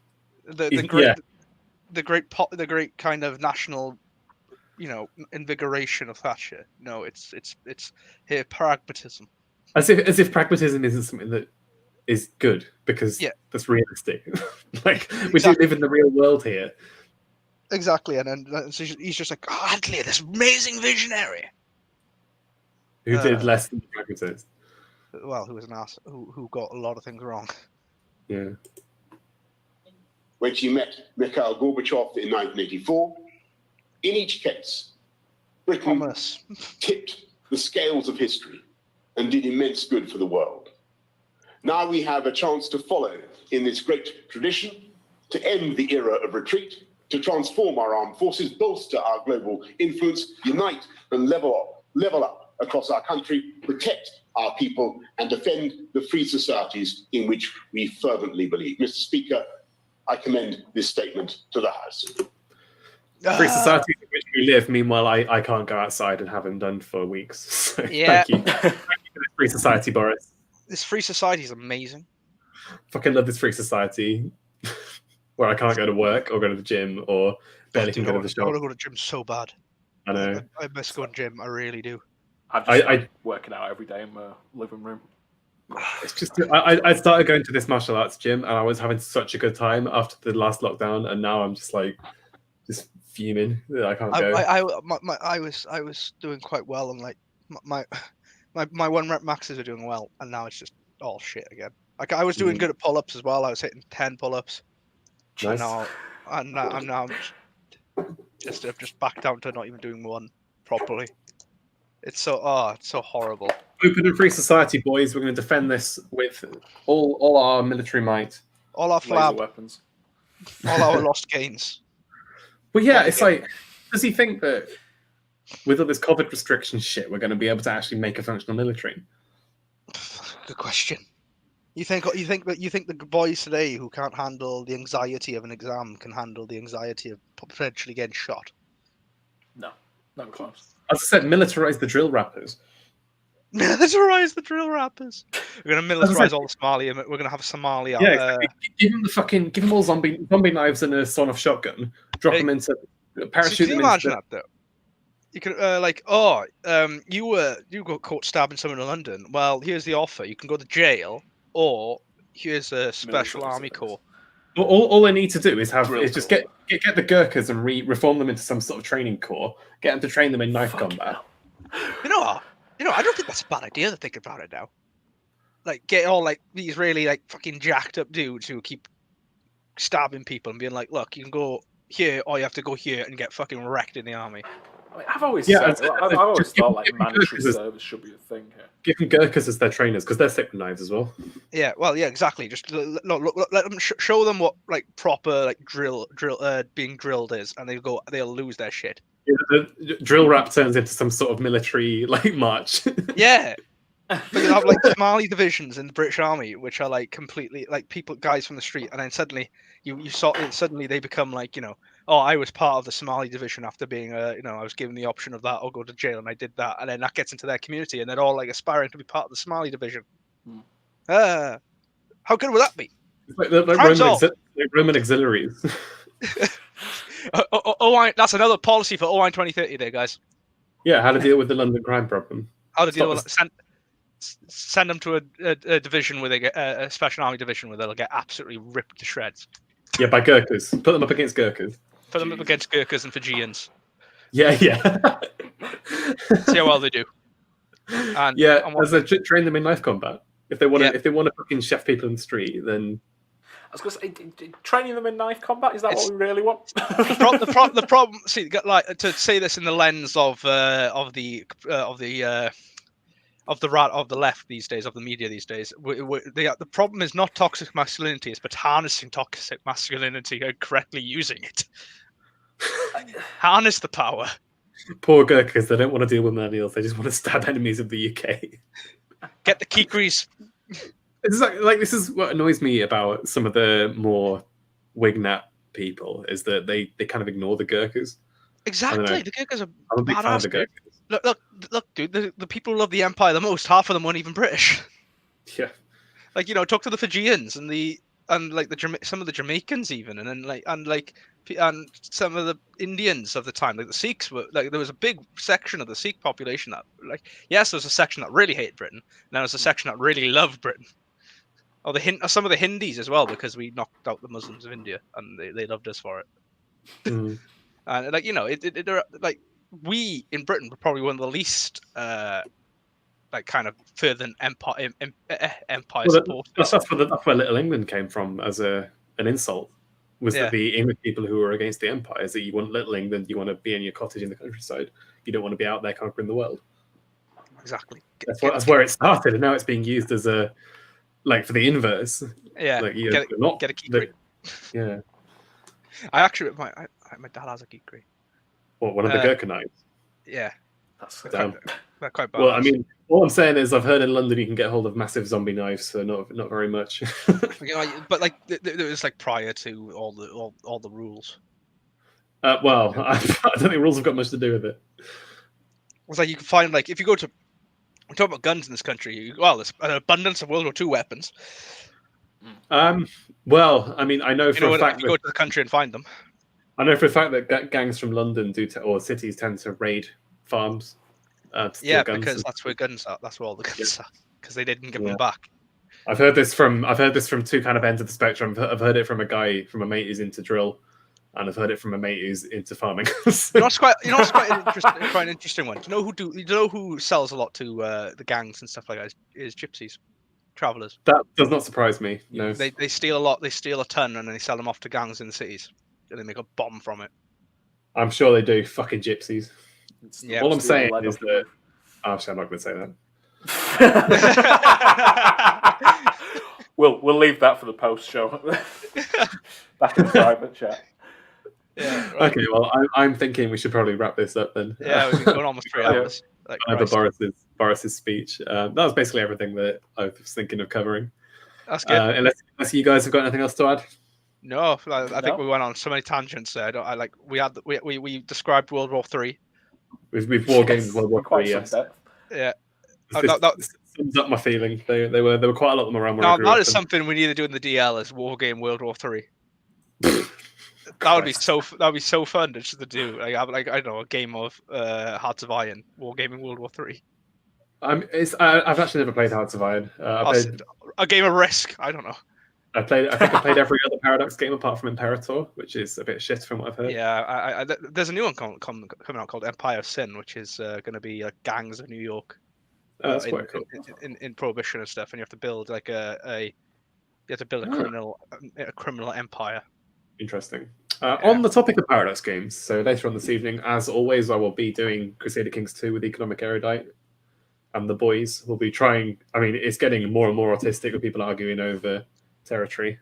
The thing is, you can't have treaties in CK2 to give land. It's a pain in the ass. Yeah, exactly. It's getting extremely autistic. The Carthaginian menace is rising. What What happened to Wales in that game? Because Harrion was the king, and it. No, just said- Harrion is still. He managed to get independence, I think, and he's now king of Wales and Cornwall, I think. Oh well. As soon as I get ships It's down, the I'm de jure gonna. kingdom for Wales. Yeah. I missed out on that because we do the Foundations podcast on Sunday. It's not this Well, Sunday. So does Cringe Walker. Yeah.